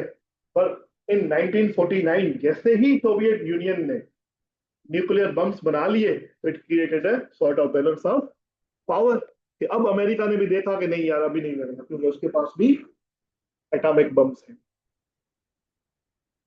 उसके बाद एक और फैक्टर जिसने, एक तो हो गया ना डिफरेंस, डिफरेंस की हम बात कर रहे हैं, दूसरा फैक्टर क्या था एटॉमिक बम्स के ऊपर? कि एटॉमिक जो जो फैक्टर है, या किस कंट्री के पास एटॉमिक बम्स है या नहीं है, वो एक सिंबॉलिक सिग्निफिकेंस भी पैदा करता है, जो कि पॉलिटिकल प्रेस्टीज देता है कि किसके पास एटॉमिक बम्स है। पाकिस्तान नहीं, कि तो हमने देखा है कि कोई भी ऐसे हमें धमका नहीं सकता, क्योंकि वी आर एटॉमिक पावर, हमें एटॉमिक पावर है, ऐसे कैसे हमारे ऊपर हमला कर देगा इंडिया? आपने सुनी होगी इस किस्म की बहुत सारी स्टेटमेंट फ्रॉम द पाकिस्तान। क्यों? क्योंकि we felt prestige, political prestige, के दुनिया के अंदर कोई 8-9 कंट्रीज हैं जिनके पास एटॉमिक बम से, उनमें से एक हम भी एक हैं। तो we are a bit superior than the other countries. और वो फिर आपको पॉलिटिकल एज भी देता है, जैसे मैंने आपको नॉर्थ कोरिया के बारे में बताया कि सदाम हुसैन के ऊपर हमला करना आसान था as compare to attacking the North Korea. America के खिलाफ बात सबसे बड़ा थ्रेट तो नॉर्थ कोरिया है, ईरान से भी ज्यादा, क्योंकि उसके पास तो डेवलप्ड न्यूक्लियर वेपन्स है। उसके ऊपर हमला नहीं करता क्योंकि अमेरिका को यह पता है कि नॉर्थ कोरिया कभी भी चाहे तो अमेरिका तक पहुंच सकता है एटॉमिक बम के साथ। तो north Korea has a political significance. तो उस कोल्ड वॉर के दौरान ये प्रेस्टीज हासिल करना, ये सुप्रीमेसी हासिल करना क्या बन गया, एक सिंबॉलिक जेस्टर बन गया। और हर कंट्री ये चाह रहा था कि we should become the part of nuclear club. Nuclear club का हमें हमें क्या बनना है, पार्ट बनना है। हम सब चाहते हैं ना जी लाहौर का जो ये खाना है उस क्लब का हिस्सा बन जाए। कोई लोग कहते होंगे यार जो राया गोल्फ क्लब है उसका हिस्सा बन जाए, सर्टेन प्रेस्टीज जो है, यार मैं गोल्फ क्लब जाता हूँ, हाँ भाई क्या है बताओ, हमें भी ले चलो, प्रेस्टीज। तो every country wanted to be a part of nuclear club. तो एक रेस स्टार्ट हुई, जो सबसे पहले आपके जो यूएन के सिक्योरिटी काउंसिल के कंट्रीज हैं। यूके 1952 के अंदर बना, फ्रांस 1960 के अंदर बना, चाइना 1962 के अंदर बना। तो 5 जो परमानेंट मेंबर्स हैं यूनाइटेड नेशंस की सिक्योरिटी काउंसिल के, कौन कौन से? यूएसए सबसे पहले 1945 में it became the nuclear power. फिर 1949 के अंदर रशिया, फिर 1952 के अंदर यूके, फिर 1950 के अंदर फ्रांस, एंड चाइना 1962 के अंदर। तो ये पांचों के पांचों कंट्रीज क्या हो गए जी, they became the official members of nuclear club के। जी ये लोग न्यूक्लियर क्लब है, न्यूक्लियर पावर्स है, दे डिक्लेयर्ड इट। तो ये जो इन पांचों कंट्रीज की जो क्वेस्ट था to acquire to attain the nuclear weapons, उसको हम कहते हैं basically the nuclear proliferation in the era of cold war. और इस कोल्ड वॉर की इरा को हम फर्स्ट न्यूक्लियर एज भी कहते हैं। क्या कहते हैं जी? First nuclear age. और फिर जैसे ही इन पांचों कंट्रीज ने अक्वायर कर लिया, तो फिर इन्होंने कॉन्सेप्ट दिया कि अब इस दुनिया के अंदर ना न्यूक्लियर प्रोलिफरेशन नहीं होनी चाहिए, और हमें किसकी तरफ जाना चाहिए? एंटी न्यूक्लियर प्रोलिफरेशन रिजीम्स की तरफ जाना है। तो फिर अगर आप देखोगे तो जैसे ही 1962 में इन पांचों के पास बम्स आ गए, अब इन्होंने क्या स्टार्ट कर दिए? To form, to establish the treaties to stop the nuclear proliferation, to stop the nuclear proliferation. क्योंकि अब इन्होंने कहा कि अब सिग्निफिकेंस हमारे पास आ गई है ना, अब किसी को हमने वो पावर जो है ट्रांसफर नहीं करना। तो अगर आप देखो इस चार्ट के अंदर, इस इरा के अंदर फ्रॉम 1945 टू 1990, ये चार्ट अगर आप स्टडी करेंगे तो फ्रॉम 1995 टू 1990 आपको नजर आएगा कि यूएस जो कि रेड लाइन को रिप्रेजेंट करता है, वो 30,000 वार हेड से भी ज्यादा उसके पास क्या थी? न्यूक्लियर वेपन थे। और रशिया तो फिर 50,000 से भी ऊपर तक गया। And then they started coming down कि 1990 तक मल्टीपल ट्रीटीज के थ्रू, जो कि एंटी न्यूक्लियर प्रोलिफरेशन ट्रीटीज हैं, रिजीम्स हैं, उनके थ्रू फिर उन्होंने अपने अपने अपने अपने वेपन्स जो है वो कम कर दिए। और करंटली नाउ 2019 के जो लेटेस्ट वो है क्या कहते हैं स्टैटिस्टिक्स है अकॉर्डिंग टू यूनाइटेड नेशंस, उसके तहत 6,500 जो वार हेड्स है, न्यूक्लियर वार है, वो है किसके पास? यूएसएसआर के पास। एंड 6,200 किसके पास है? यूएसए के पास। अब ये वो है जो कि उन्होंने दिखाए, डिक्लेयर्ड, ठीक है ना। अब एक्चुअली कितने, वी डोंट नो। अब ये सारे के सारे खत्म तो नहीं ना कर दिए हुए, इन्होंने क्या किए? डिफ्यूज करके अपने पास रखे हुए। और जो एक्टिव बम्स है, एक्टिव वॉरहेड्स है, वो 65 6,565 तो यूएसएसआर के पास है जो कि रशिया है आज का, और 6,200 जो है वो किसके पास है जी? यूएस के पास।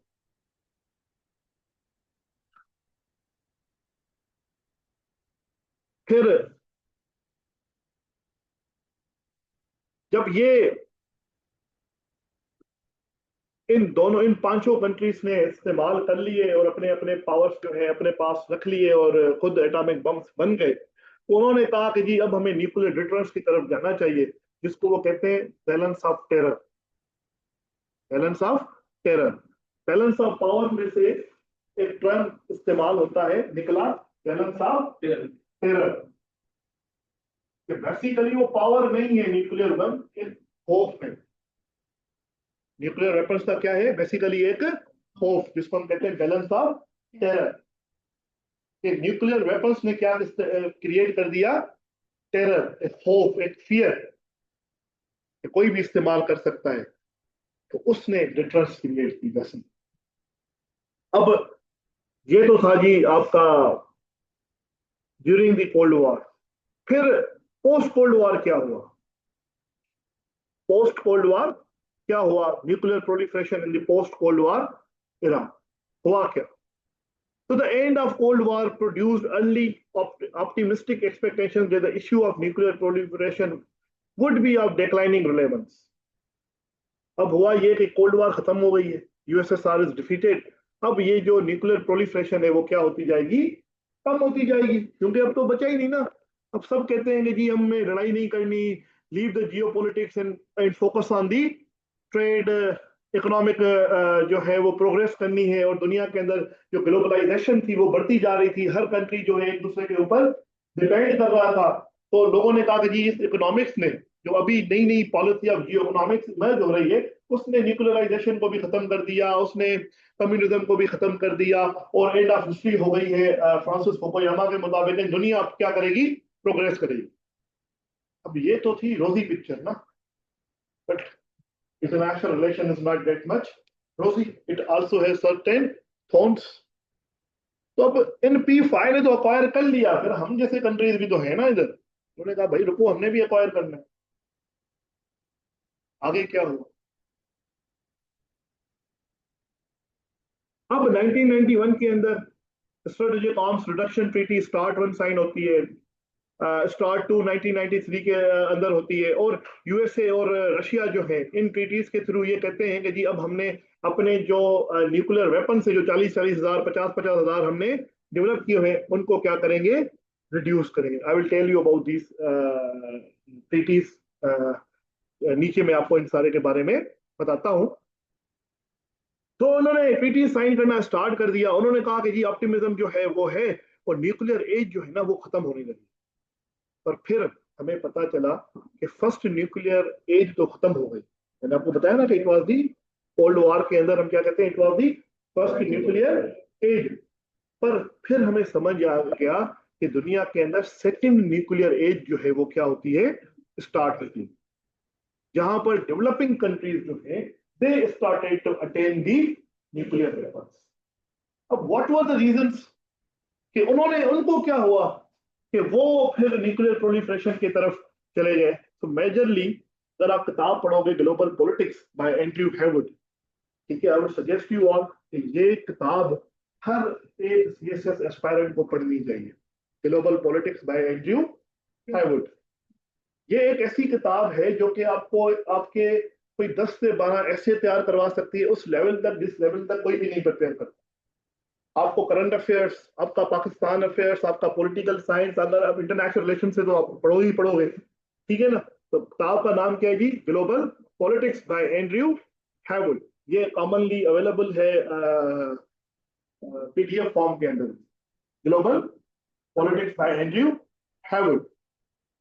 तो एंड्रयू हैवुड साहब 4 रीजंस बताते हैं। ये वाला जो पोर्शन है ये I have taken it from the global politics by the Andrew हैवुड।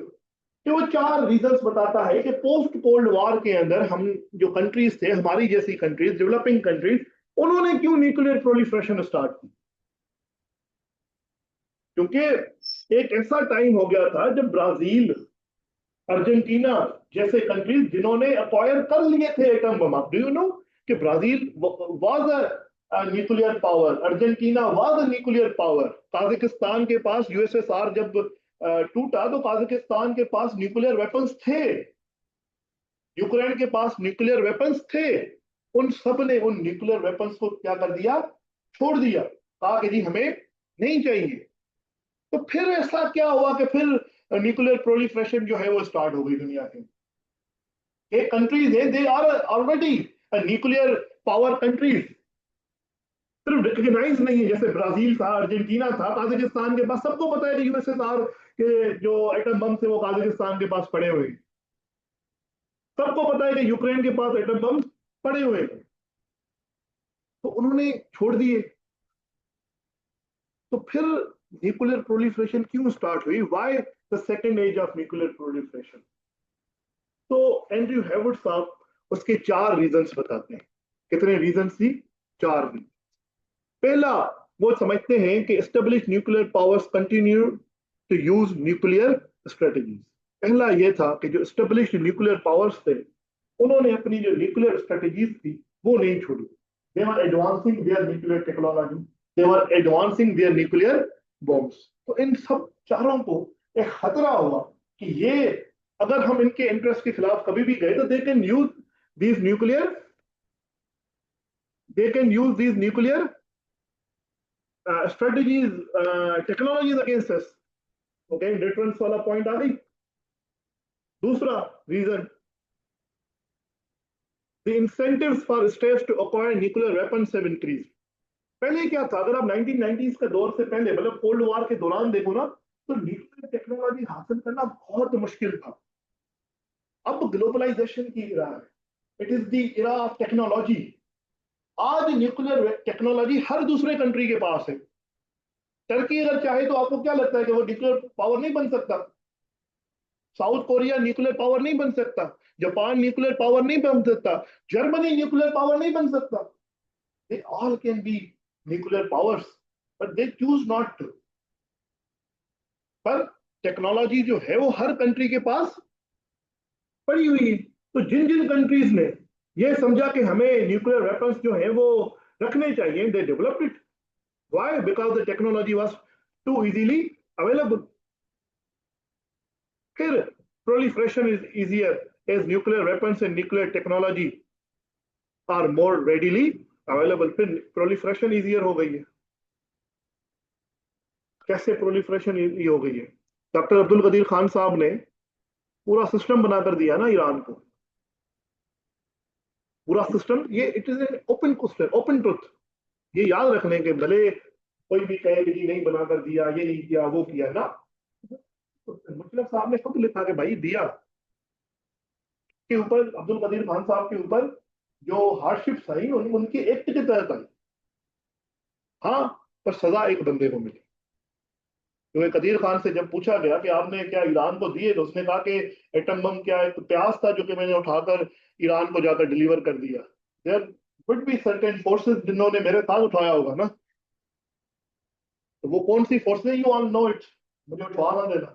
ठीक है, तो they were part of it, जिन्होंने प्रोलिफरेट करवाया nuclear weapons from Pakistan to Iran.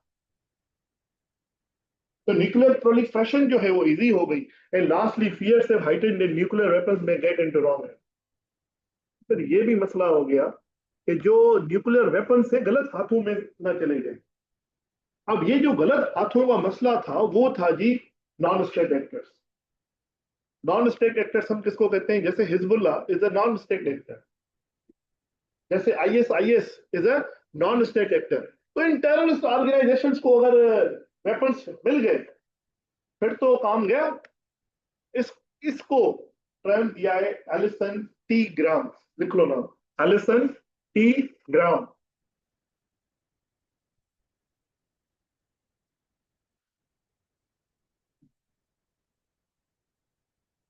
नाम क्या है जी? एलिसन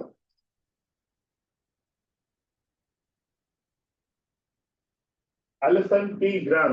इसका कॉन्सेप्ट ऑफ सुसाइड ट्रैप भी है, आपने सुना होगा मे भी।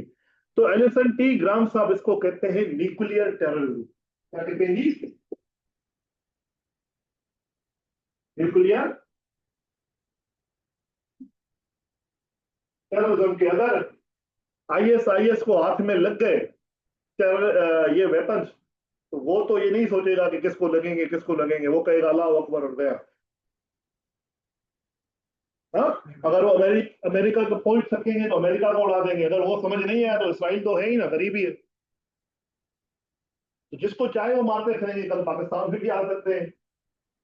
अगर अलकायदा के पास चले गए, अगर फॉर एग्जाम्पल टाइमल टाइगर्स के पास चले जाते, या कभी तालिबानों के पास चले जाते, या वाइट सुप्रीमिस्ट को मिल जाते, या कोई भी टेररिस्ट ऑर्गेनाइजेशन जो है उसको, अफ्रीका के अंदर अगर टेररिस्ट जो ऑर्गेनाइजेशन है पूरे अफ्रीका के अंदर, उनको अगर वेपन, ये न्यूक्लियर वेपन मिल जाए, तो वो तो एक दूसरे को मारकर अफ्रीका ही खत्म कर दे।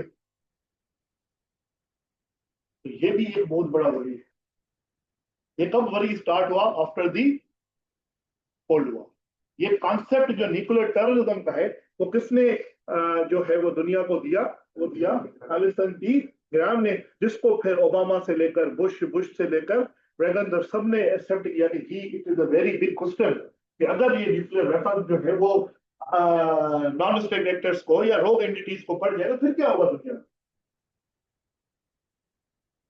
उसके ऊपर एक मूवी है G.I. जोस, आपने अगर देखी है या नहीं देखी, रॉक की मूवी है, जोएन जॉनसन की, G.I. जोस। उसके अंदर ना न्यूक्लियर बम्स के ऊपर हमला होता है, तो पहले सबसे पहले पाकिस्तान के उठाए जाते हैं। तो जो उसके अंदर दिखाया है कि तालिबान जो है वो आते हैं और पाकिस्तान के जो न्यूक्लियर वेपन्स हैं उनके ऊपर क्या कर लेते हैं?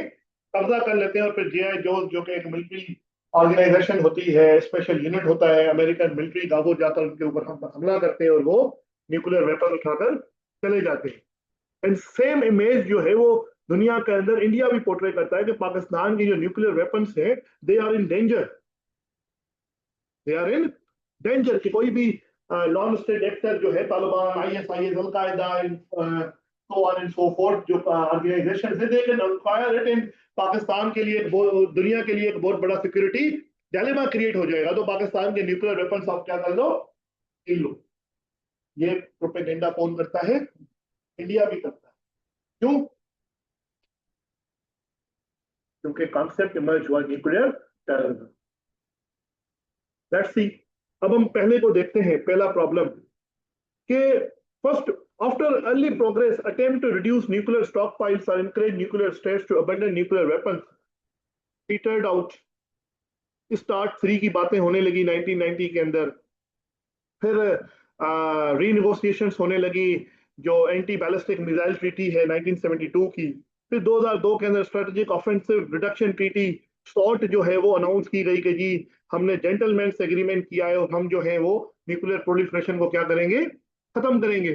तो इनिशियल डेज के अंदर दुनिया को एक होप गई इन ट्रीटीज के थ्रू, वो स्टार्ट 3 हो, वो ABM हो, या वो strategic offensive reduction treaty salt हो, इन ट्रीटीज के थ्रू कि जी दुनिया जो है उसके अंदर अब न्यूक्लियराइजेशन जो है, न्यूक्लियर प्रोलिफरेशन जो है वो क्या होने लगी है? खत्म होने लगी है। पर अल्टीमेटली ये हुआ नहीं। अगर हम USA और रशिया को देखें तो उन्होंने 1700 से 2200 वारहेड्स तक अपना स्टोरेज जो है वो रखा, बाकी उन्होंने कहा कि हम जो है क्या करेंगे? खत्म कर देंगे। पर जैसे ही 3-4 महीने गुजरे, उन्होंने इन ट्रीटीज को विड्रॉ करना स्टार्ट कर दिया कि जी नहीं, हम नहीं करते। एस्टेब्लिश न्यूक्लियर पावर्स ने क्या किया? उन्होंने कहा कि जी हम अपने न्यूक्लियर आर्सेनल्स को ना रख सकते हैं, क्योंकि हमने कोल्ड वॉर में भी रखे थे। तो उस टाइम अगर जो है हमने एक दूसरे को नहीं मारे, तो अब क्यों मारेंगे? तो हम अपने पास जो है ना वो रखेंगे, क्योंकि ये जो वेपन्स है ये हमें एक स्ट्रेटेजिक सिग्निफिकेंस देते हैं, हमें एक पावर देते हैं, एक अथॉरिटी देते हैं। उस पावर और अथॉरिटी को हम खत्म नहीं कर सकते, क्योंकि इन वेपन्स के थ्रू हमें नॉन न्यूक्लियर स्टेट्स को हम क्या कर सकते हैं? अपना पावर जो है वो यूटिलाइज कर सकते हैं। तो बेसिकली दुनिया जो है वो जियो पॉलिटिक्स ऑफ न्यूक्लियराइजेशन की तरफ चली। क्या कहते हैं? टर्म लिख लें, जियो पॉलिटिक्स ऑफ न्यूक्लियराइजेशन।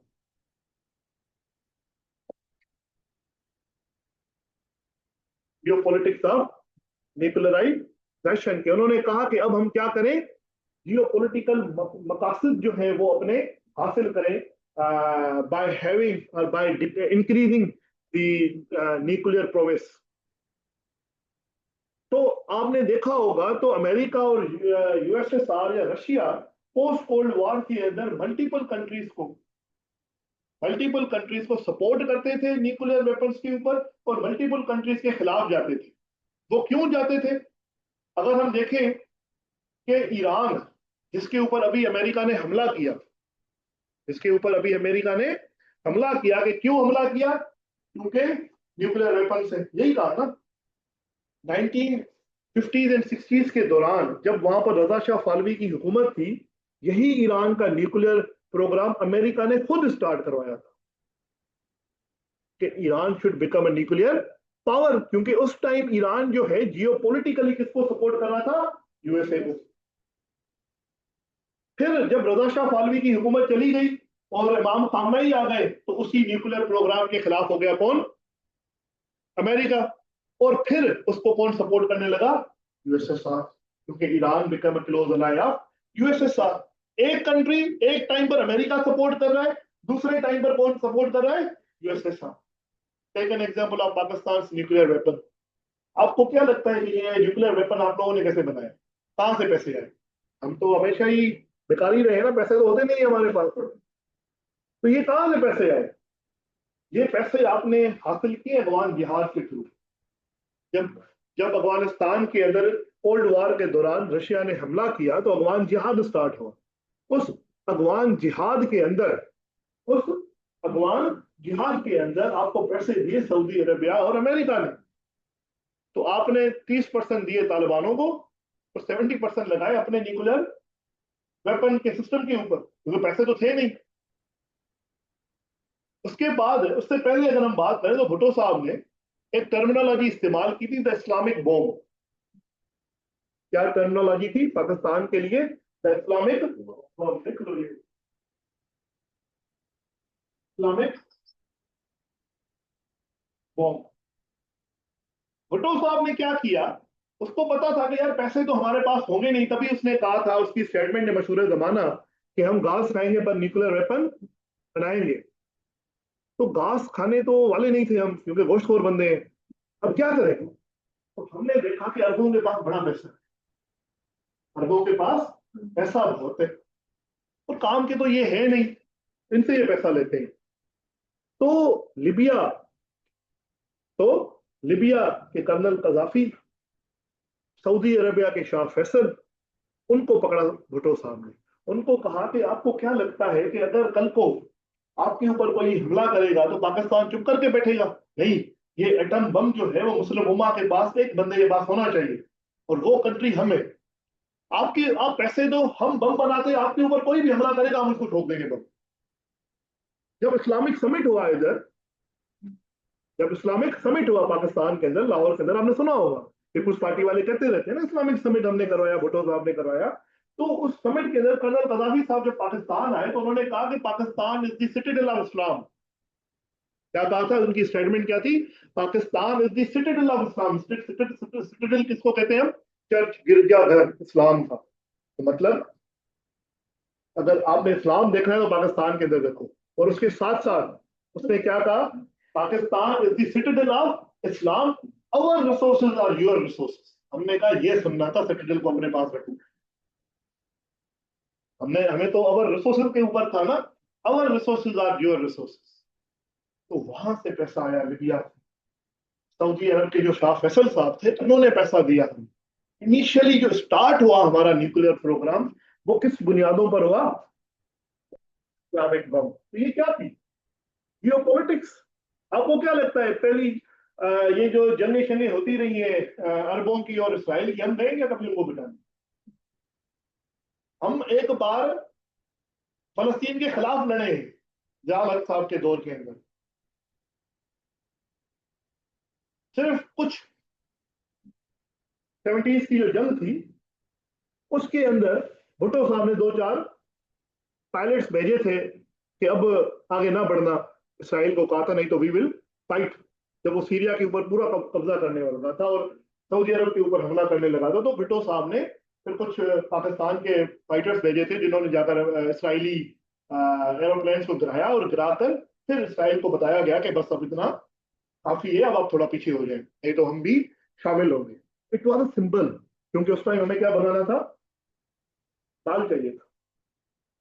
और जब हम ये बना रहे थे, eight the very same time America को यह दिखाना था कि ये बम जो है इसराइल के लिए नहीं है।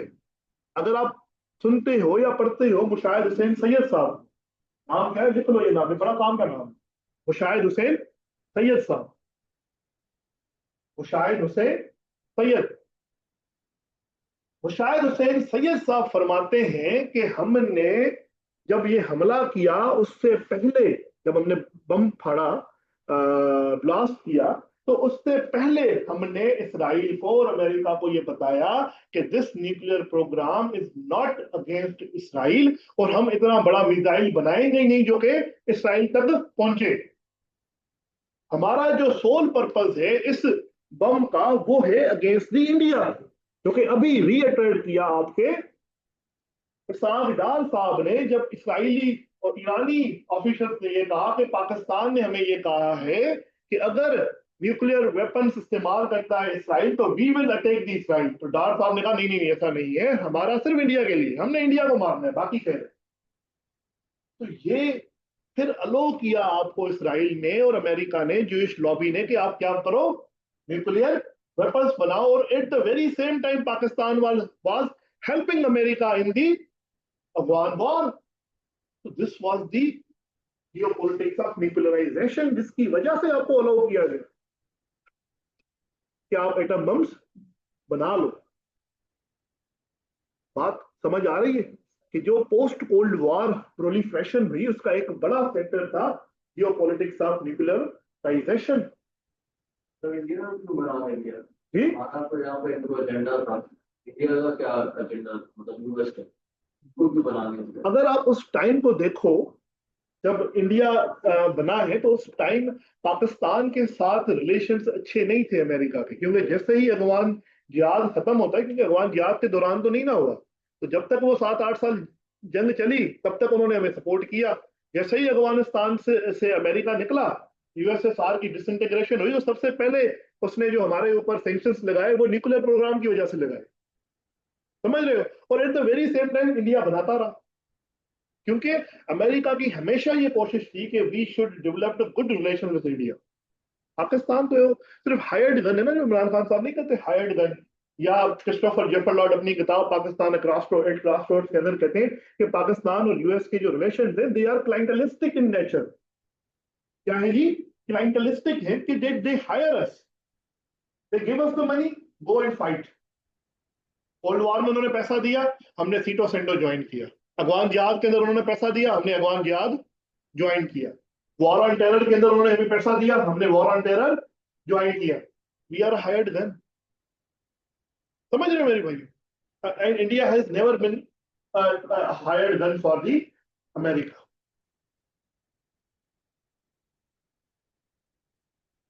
तो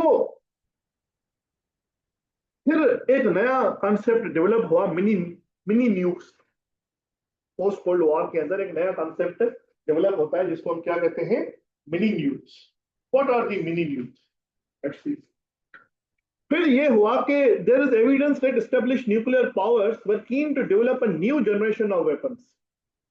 These included low-yielded battlefield nuclear weapons or mini nukes that may potentially be usable in missile shields, such as the US had planned to site in Poland and Czech Republic to protect itself from Iran and possible Russia. अब ये जो mini Yuke's थे, ये क्या थे कि ये battlefield में लगाए गए। एक होता है कि पूरा चले जाकर गिरे, नहीं, मिनी यूक्स क्या है, सरफेस टू सरफेस, कि अगर बैटल चल रही है उसी टाइम अगर हमें लिमिटेड इंपैक्ट दिखाना है और लिमिटेड जगह को तबाह करना है, तो we should develop mini nukes, ताकि उस सर्टेन एरिया के ऊपर ही न्यूक्लियर वेपन्स का क्या हो, इंपैक्ट जाए। और वो खास करके अमेरिका ने डेवलप करने की कोशिश की अगेंस्ट ईरान, ताकि हम पोलैंड के अंदर वो इंस्टॉल करते हैं, चेक रिपब्लिक के अंदर इंस्टॉल करते हैं, ताकि हम उधर से ईरान को मार सके और रशिया को मार सके अगर फ्यूचर में हमारी कोई जंग होती है। तो लार्जर एक्सटेंट के ऊपर न्यूक्लियर वेपन इस्तेमाल ना करें, लोअर एक्सटेंट के ऊपर इस्तेमाल कर ले। उन मिनी न्यूज की वजह से भी पोस्ट कोल्ड वॉर के अंदर क्या हुआ, न्यूक्लियर प्रोलिफरेशन, क्योंकि अल्टीमेटली इस्तेमाल तो न्यूक्लियर टेक्नोलॉजी हो रही थी ना। तो एक न्यूक्लियर बम इस पूरी एकेडमी को उड़ा दे या इस एक क्लास को उड़ाए, न्यूक्लियर बम तो न्यूक्लियर बम होता है। फिर अगर आप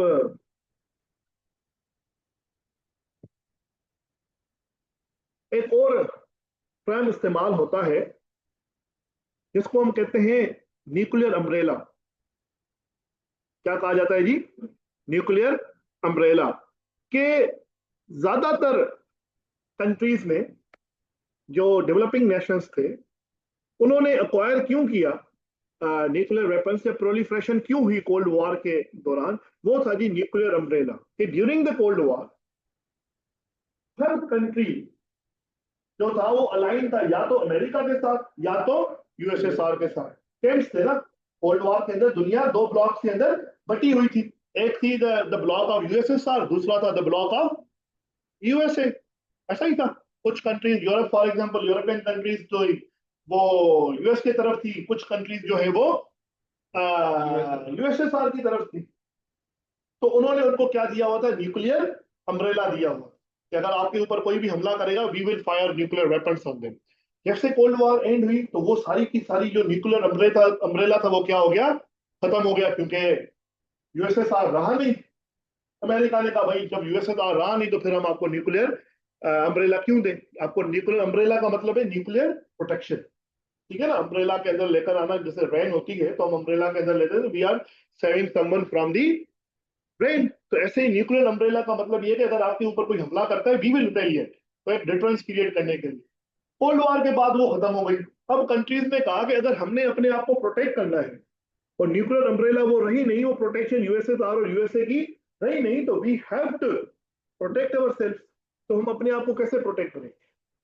we need to develop nuclear weapons. तो जी we need to develop nuclear weapons. तो सबसे पहले वो काम किसने स्टार्ट किया जी? पाकिस्तान और इंडिया। पाकिस्तान और इंडिया ने साउथ व्हाट्सएप खत्म हो गया तो न्यूक्लियर अम्ब्रेला खत्म हो गई। नेटो फिर भी उन्होंने रखा अमेरिका ने अपने 29 28 अलाइज के लिए, बाकी दुनिया भी तो थी ना। फिर जी यूएस और रशिया ने कहा कि जी हमने तो न्यूक्लियर अम्ब्रेला खत्म कर दी है, तो अब क्या करें? तो रीजनल टेंशन जहां जहां पर हो रहे थे वहां वहां पर न्यूक्लियर प्रोलिफरेशन भी हो रही थी। जैसे साउथ एशिया के अंदर इंडिया और पाकिस्तान ने जो है हम ब्लास्ट किए। क्यों किए? क्योंकि दोनों को एक दूसरे से खतरा है। इंडिया ने कहा कि ये जो बैलेंस ऑफ पावर है साउथ एशिया के अंदर के जी इंडिया और पाकिस्तान हमेशा कन्वेंशनल वॉर लड़ते हैं, पाकिस्तान हमारे साथ लड़ने को आ जाता है हमेशा। तो we should develop nuclear supremacy over the Pakistan. तो उन्होंने जो है वो ब्लास्ट किया and they become the nuclear state. तो कुछ दिनों के बाद ही पाकिस्तान ने भी कर दिया। क्यों किया? अगेन मुशाहिद हुसैन सैयद साहब बताते हैं कि पाकिस्तान ने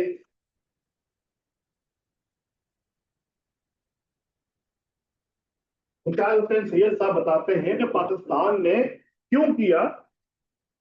इसलिए किया कि पाकिस्तान को एग्जिस्टेंशियल क्राइसिस हो गया और साउथ एशिया का जो बैलेंस ऑफ पावर है वो क्या हो गया? डिस्टर्ब हो गया, खत्म हो गया। अब दो रास्ते थे, या तो हम न्यूक्लियर बम बनाएं और बैलेंस ऑफ पावर को दोबारा मेंटेन करें, या हम सुप्रीमेसी ऑफ इंडिया को क्या कर लें? कबूल कर लें। अब पाकिस्तान सुप्रीमेसी ऑफ इंडिया को कबूल नहीं करने वाला। उन्होंने कहा let's go for the backing the bomb. तो फिर इस्लामिक बम का कॉन्सेप्ट लाए हम, जियोपॉलिटिकल कंडीशंस को इस्तेमाल किया, गोआन वॉर वगैरह को। एंड देन मुशाहिद हुसैन सैयद साहब कहते हैं कि जब हमने अमेरिकन के साथ बात की तो अमेरिकन ने कहा कि ये नहीं करना चाहिए, आपके ऊपर सैंक्शन लगेंगे, but we can understand your reservation से। जब उन्होंने ये अकॉर्डिंग टू मुशाहिद हुसैन सैयद, क्योंकि वो उस टाइम इस चीज का प्रोसेस थे, he was in the cabinet of Nawaz Sharif, तो वो कहते हैं जब वर्ड इस्तेमाल हो ना, but we can understand your reservation, करने का आपने इतना ही सुनना था, नाउ वी विल डेवलप। कि जब बट आ गया, रिजर्वेशन आ गई, तो हम समझते हैं, तो हमने कहा कि अगर वो समझते हैं तो फिर हम भी समझते हैं। हमने एटम बम फाड़ दिए and ultimately we became the nuclear states. Similar case था मिडल ईस्ट के अंदर कि जब इराक ने कोशिश की, ईरान ने कोशिश की टू अक्वायर द वेपन्स। क्यों की? क्योंकि जियोपॉलिटिकल सिचुएशन ऐसी थी। इराक चाह रहा था कि जी मैं पूरे मिडिल ईस्ट का क्या बनूं, सरदार बन जाऊं, मेरे पास होनी चाहिए सारी की सारी पावर। उसने अक्वायर कर लिए, करने की कोशिश की, जिसको अमेरिका ने खत्म कर दिया। मैंने आपको बताया ऑपरेशन डिजर्ट फ्लॉप हुई। फिर ईरान ने कोशिश की कि जी हम करें। क्यों? क्योंकि ईरान ये चाह रहा था कि जी जो जियो पॉलिटिक्स है मिडिल ईस्ट की, उसको कौन कब्जा करे, मैं करूं, and I should develop military and political supremacy over Saudi Arabia, over Israel, over other gulf countries and Iraq as well as. और अगर फ्यूचर में हमारे ऊपर अमेरिका जो है वो इन्वेड करने की कोशिश करता है, अमेरिका हमारे ऊपर हमें कॉलोनाइज करने की कोशिश करता है, जैसे वो इराक को 2003 में किया है, तो उसको उससे भी रोकेगा कौन? ये न्यूक्लियर वेपन्स। क्योंकि वो नॉर्थ कोरिया को इन्वेड करने की कोशिश नहीं कर रहा। Why? Because North Korea has the nuclear weapons. तो हमारे पास भी न्यूक्लियर वेपन्स होने चाहिए। तो they started their programme of nuclearization.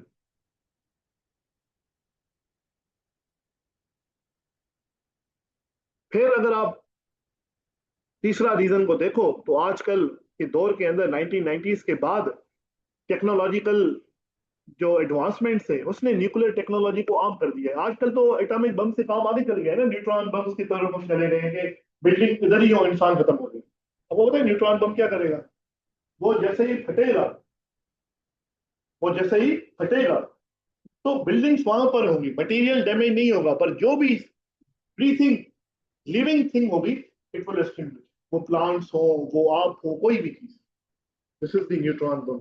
अब जो कंट्रीज है, याद रखो, एक बात याद रख लो, जहन में बिठा लो, कि अमेरिकन जो सीक्रेट्स है ना, तब तक रिवील नहीं होते जब तक अमेरिका उस स्टेज से बाहर नहीं निकल जाता। जैसे confessions of an economic hitman है ना, मैंने आपको बताया था उसकी किताब के बारे में, जॉन परकिंस साहब की किताब है। उसके अंदर वो बताता है कि कैसे हम दुनिया को जो है वो एक्सप्लॉइट करते हैं, कैसे हम इकोनॉमिक टेंशन को इस्तेमाल करते हैं, इकोनॉमिक्स को इस्तेमाल करते हैं, रजीम चेंज ऑपरेशंस करते हैं, मल्टीपल चीजें उसने बताई। तो बहुत सारे पॉलिटिकल एनालिस्ट ये समझते हैं कि ये अब रजीम चेंज से अमेरिका बाहर निकल आया है। अब रजीम change is not know longer a part of American strategy. नहीं तो ईरान के अंदर कर नहीं देता, नॉर्थ कोरिया के अंदर नहीं कर देता किम जोंग उनका ही मसला है ना, कि उस इतने से बंदे की। आपको पता है नॉर्थ कोरिया में क्या होता है? इतना सा है, ठीक है, मतलब इतना था, सॉरी इतना मेरे ऊपर आया, इतना उसका पोर्ट्रेल, तस्वीर जो है, हर नॉर्थ कोरियन घर के अंदर लगी हुई है। हर नॉर्थ कोरियन घर के अंदर लगी हुई है। अगर आग लग जाए तो पहले आपने अपने आप को नहीं बचाना, उस बोलने की तस्वीर को बजाना है आपने। First priority should be your first priority should be to protect that portrayal of Kim Jong Un। इतना इतना खौफ है उसका, तो उसको क्यों नहीं हटा रहे? बात समझ में आ रही है? मेरी नहीं आ रही? फिर आगे अगर हम चलें, तो इस वक्त अगर आप देखो, तो करंटली रशिया कहता है ये 2010 के हैं, कोई 2019 के बताता है। तो देर आर मल्टीपल फिगर्स, क्योंकि एग्जैक्टली किसी को पता नहीं है, क्योंकि एग्जैक्टली किसी को पता नहीं है। तो रशिया के 4650 2010 के जो नॉरिस एंड क्रिस्टन की जो रिपोर्ट है उसके मुताबिक 4650 न्यूक्लियर वॉरहेड्स उसके पास है, 2000 समथिंग यूएसए के पास है, 300 फ्रांस, 180 चाइना, 160 यूके, पाकिस्तान के पास 70 से 90, इंडिया के पास 60 से 80 और इसराइल के पास 60 से 80 है। अब these are not the actual figures, let me tell you. ये तो हमने बताए हुए हैं ना, ये है। एक्चुअली कितने हैं ये नहीं पता किसी को।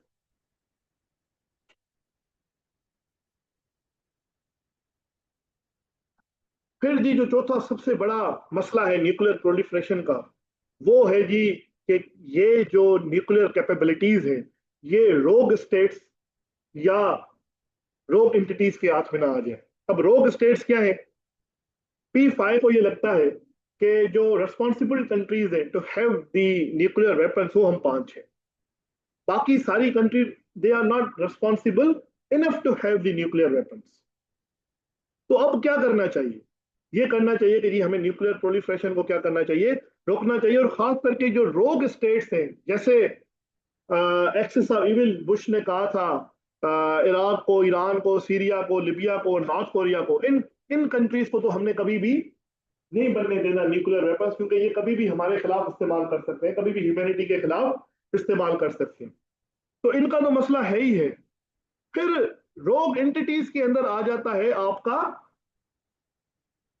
नॉन स्टेट एक्टर्स, जो मैंने आपको बताया कि ये जो वेपन्स ऑफ मास डिस्ट्रक्शन है उन रेडिकल पॉलिटिको रिलीजियस आइडियोलॉजीज के हाथ में लग गया, जैसे आईएसआईएस है, जैसे हिंदुत्व है। फॉर एग्जांपल, अगर किसी आरएसएस मेंटेलिटी के बंदे के ऊपर के पास अगर बम आ जाए, वो पाकिस्तान को मार रहे हो, फिर हम क्या करेंगे उसका?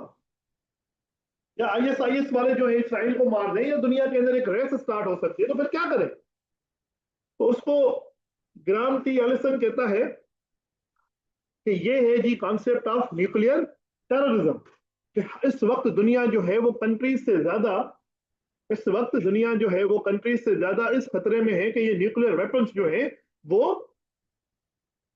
नॉन स्टेट एक्टर्स के पास ना आए।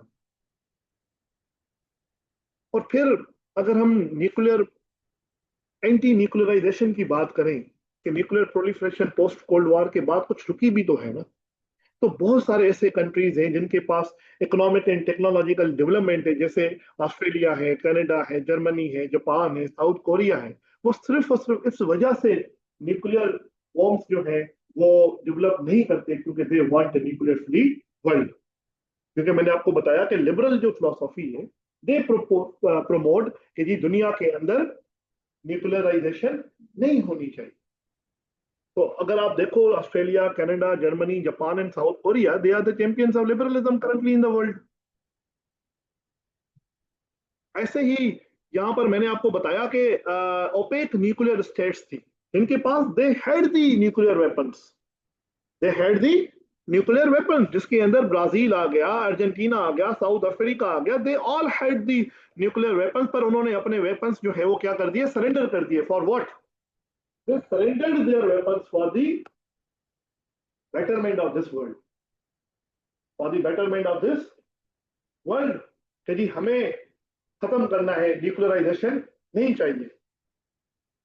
और फिर अगर आप देखो यूक्रेन को, बेलारूस को, काजाकिस्तान को, इनके पास वो सारे वेपन्स थे जो कि यूएसएसआर की तरफ थे, पर अमेरिका ने उनको इकोनॉमिक एड्स वगैरह देकर क्या कर दिया, उनसे वो वेपन्स जो है वापस रशिया डिलीवर करवा। तो ये वो country they chose to go anti proliferation, जिसकी वजह से आज न्यूक्लियराइजेशन जो है वो डेवलप नहीं हुई इस दुनिया के अंदर। और फिर atomic energy agency, international atomic energy agency का बड़ा रोल रहा है कि वो वेपन्स ऑफ मास डिस्ट्रक्शन को रोक सके। एंड अल्टीमेटली जो यूनिलैटरल सेल्फ पॉलिसिंग है या सेल्फ रिस्ट्रेंट है मैनी कंट्रीज का, उन्होंने न्यूक्लियर प्रोलिफरेशन को क्या कर लिया, रोक लिया कि जी हमने नहीं करना। दे वॉलंटरली सेड कि we don't want to become nuclear state. फिर एक सवाल है कि क्या, बहुत कुछ रहता है ना, अभी थक गए हो, है ना? चलें, आज एंड करते हैं इधर तक। कल हम यहाँ से आगे पढ़ेंगे और एनपीटी और रियलिज्म, लिबरलिज्म वगैरह को कनेक्ट करते हैं। ठीक है? आई होप कि आपको न्यूक्लियर प्रोलिफरेशन जो है वो समझ आ गई हो। ये मैंने थोड़ा लंबा पढ़ाया है, इसका रीजन यही है कि क्योंकि मुझे लगता है कि ये पेपर में आएगा, and I want to cover it from every angle, के कहीं से भी आपको सवाल पूछ लेना तो वो आपका पेपर में से सवाल जो है वो हो जाए। तो जी ये डेमो क्लास था हमारा पॉलिटिकल साइंस का, एंड कोई सवाल है